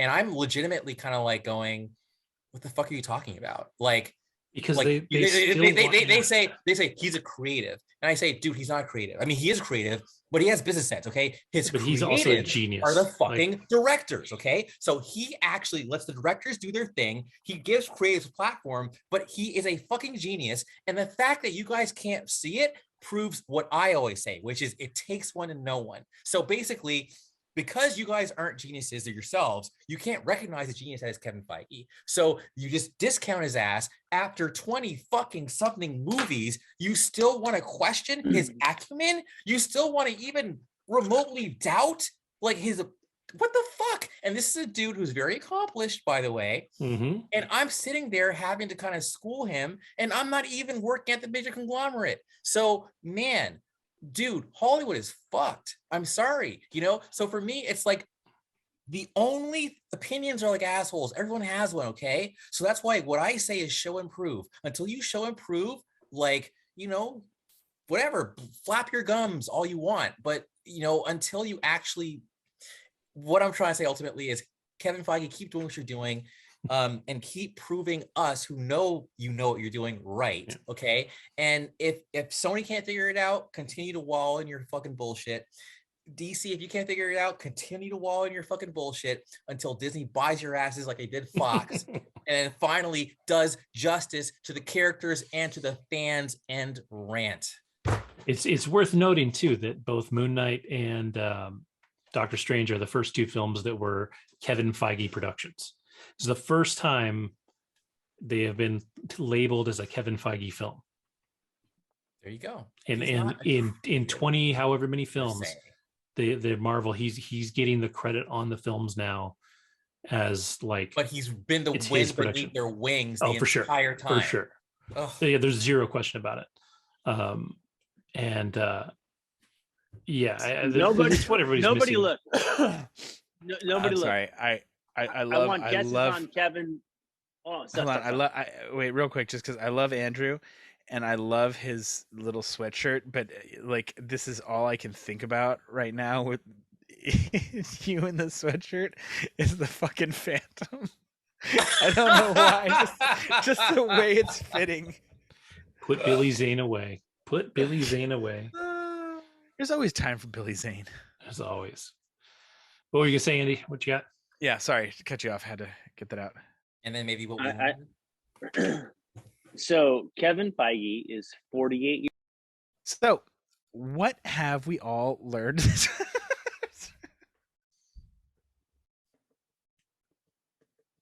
I've asked you to unmute. Unmute, goddammit. Yeah. All right, Kevin Feige is 48. He's 48. What do you think his net worth is? Oh, dude, I want to think about it. $154 million. More. $750 million. More. No, I gotta say a good solid 300 million. Yeah. According to whatever celebrity net worth, he is worth $200 million, Oh, which I think is undervalued for what he's done. Because I wonder what's James Cameron like? He's put out a ton of good movies, right? But not over. But the difference though, but the other difference is that James Cameron is doing James Cameron films. Yeah. Kevin Feige is doing Marvel films, so he's still, while he's the genius behind it, Marvel's still the money behind. And for as brilliant as Kevin Feige is, he is profiting off of Stan Lee's brilliance. He's Ditko's brilliance, like all these other, So he's an encyclopedia that I think the biggest thing about Feige that makes the difference is he's a fan. Mm-hmm. He was a fan before it, and he really does. I think, and the vibe I get off of him whenever you hear him talk, like if you go on YouTube and watch any of the Comic-Con panels, or anytime he's talking about this, you really do get the vibe that this dude cares about the stories he's telling and these characters, and he understands what they mean to people. Yes, like he legit gets it. Yes, but he also gets what he gets that other people don't get is the minor characters. Every small little piece of the puzzle you get, like I won't knock Zack Snyder, but like Zack Snyder knew the outside edge of the puzzle, right? Like he knows the Superman and the Wonder Woman and all that, but it was the pieces in the middle that really held things together that he didn't get. And like if you watch the Justice League extended cut, like who the fuck cares about a bunch of singing people as Aquaman walks into the fucking water? Like that was useless. That scene was garbage.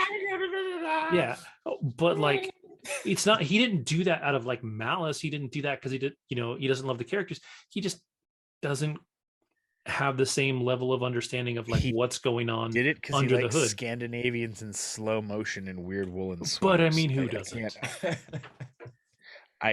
Oh my god, that sequence. You want to talk about just the weirdest, most masturbatory thing ever put on film. Like a lot of times I can understand why it's there, and it was great. For like a second, I'm like, oh, okay, it's this slow kind of dirge kind of thing. We're getting the feeler for Arthur Curry. And then at about I don't know, the 11th minute of those people fucking singing, I was like, what the fuck? Bro, like that was Zack, and I think that's always been my problem with the Zack Snyder stuff in the DCU. Even Man of Steel, he just goes on for so fucking long with some things that you're just like, really? Like this he kind of belabors the point.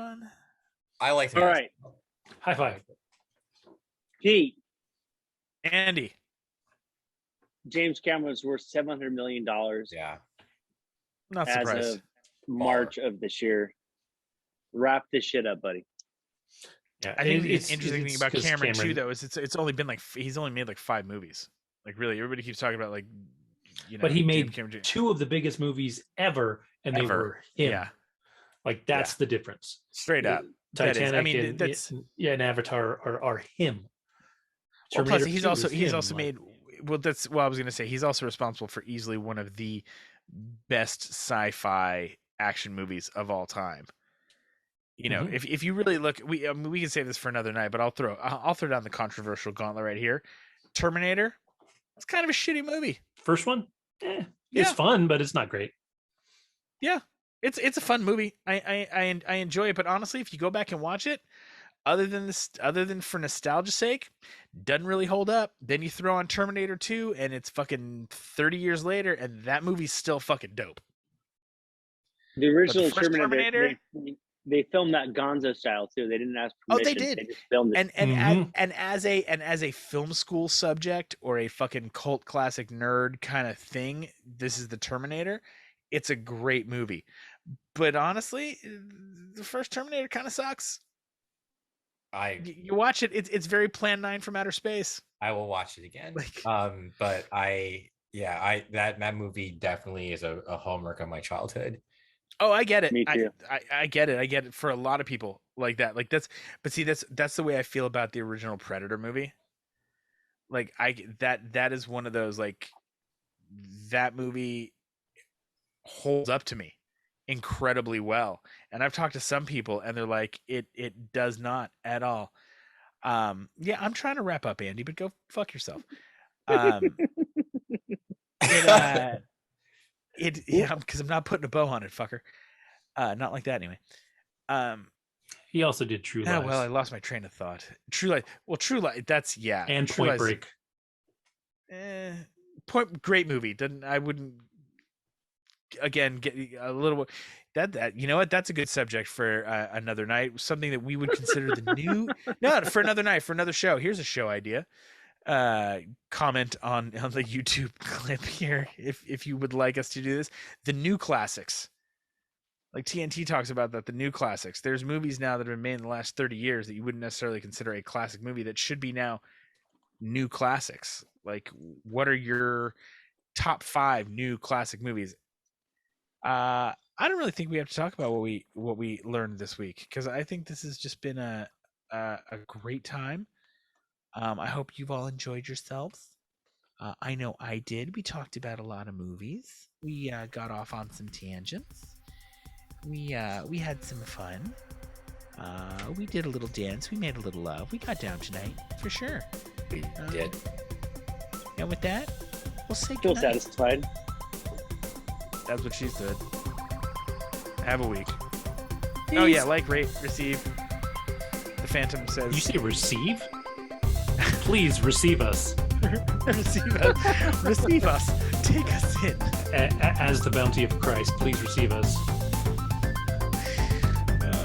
Now and all right. And a scene.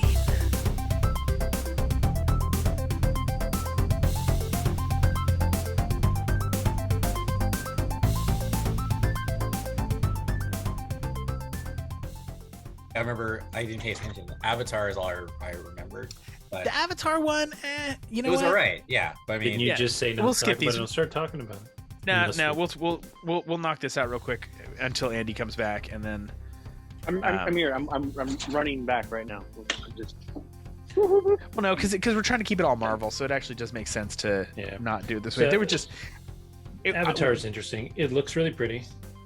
Yeah. One of the reasons that it's coming out so far past the original is that Cameron wanted to wait until he had the technology to make the underwater scenes look as good as they do. wow. Which is fair. Like, I mean, if you are making, so it's gonna be better than Aquaman. yeah, I'm sure it'll be almost as good as Aquaman. I still struggle to, like, from the trailer, to care about the story. Like, I don't see anything that looks new or interesting. But I did hear from a friend that Zoe Saldana cried when she watched the first screening of the footage. So that's promising. So I'm mildly curious right now. I think it's going to be really pretty. I need a little more story from the trailer to be excited about it. I get that. So it sucks because it's been so long. It's been so long since it came out that, like, I've, even having watched it within the last 6 months, I think, with my kids, like, it's kind of lost the magic that it had. For me, I don't want to say that there wasn't any magic, because I saw it for the first time, as you know, we talked about on the show, within the last 6 months. Mm-hmm. Oh wow. I think or no, within the last year, I watched Avatar for the first time. Recent. I saw it in the theater, 3D. Yeah, no, I maybe because I didn't fall in love with it because I didn't see it in the theater and I didn't do the thing. Yeah. I enjoyed it, but it was like, all right. It was a different era of film too. Like, it was the blockbuster. It was like, it was when James Cameron was Marvel, right? You had Titanic, you had Avatar, you had like when Cameron made a film, it was the film. Yeah. And so I don't think this next one's going to do as well as the original did. I could be wrong. But like the whole crowd that you would want to target, the young 20 somethings, I don't think they care. So it'll be interesting. It's coming out in December though, and I think December is a good time for these kinds of movies, because even like when you're back at home with the parents or whatever, like, and you're just looking for something to do, like, a movie that we can all agree on. I feel like it's gonna, like, I think I could get my dad maybe, but it made all its money on multiple rewatches, just like Titanic did. Like, people went multiple times to see it. I think one of the things that made it work too is that people went and saw it once regular, and then they saw it in IMAX, and then they saw it in 3D. Like, there was reasons to see it multiple times. I don't know if that'll happen with this one. Like, there were things that made that movie special in different ways at the time. I feel like I don't know if I need another 3 hours of Blue Aliens. Right. Like, it's my only thing. It does look, I will say this, it does look very, the effects, just from what we've seen in the trailer of the Na'vi interacting with the humans, it looks like they're all kind of living together now and this and that. All of that camera work and all of those effects look incredibly fucking crisp. Like, that's like, I don't want to say next level, but it looks I think it will be. I think what we're seeing too is probably like pre-final production, right? Like, it's still going to get touched up before it drops, right? I think it's visually going to be amazing. I just need a story to really care about it, and I don't see myself seeing it twice. Like, I saw Endgame 3 times in 3 days. I don't know that Avatar can do that. No, I get that, and exactly. If I will probably go and see this in the theater just because I didn't see the first one in the theater, just to see it. But I don't think, like, I think even if it's really, really good, people are going to come right back. That's amazing. I'm like, yeah, it's cool, but I'm not in love with it. If it came out 2 or 3 years after the original, it'd be a different story, I think. But this is the tough thing with James Cameron. Amazing director, great, cinematographer to a degree, works with the editor. Like he puts together a great film. His stories and content, I mean, this is not like a multi-dimensional story where you're kind of, like, you're 2/3 of the way through before you go, oh my God, this is what the allegory is for.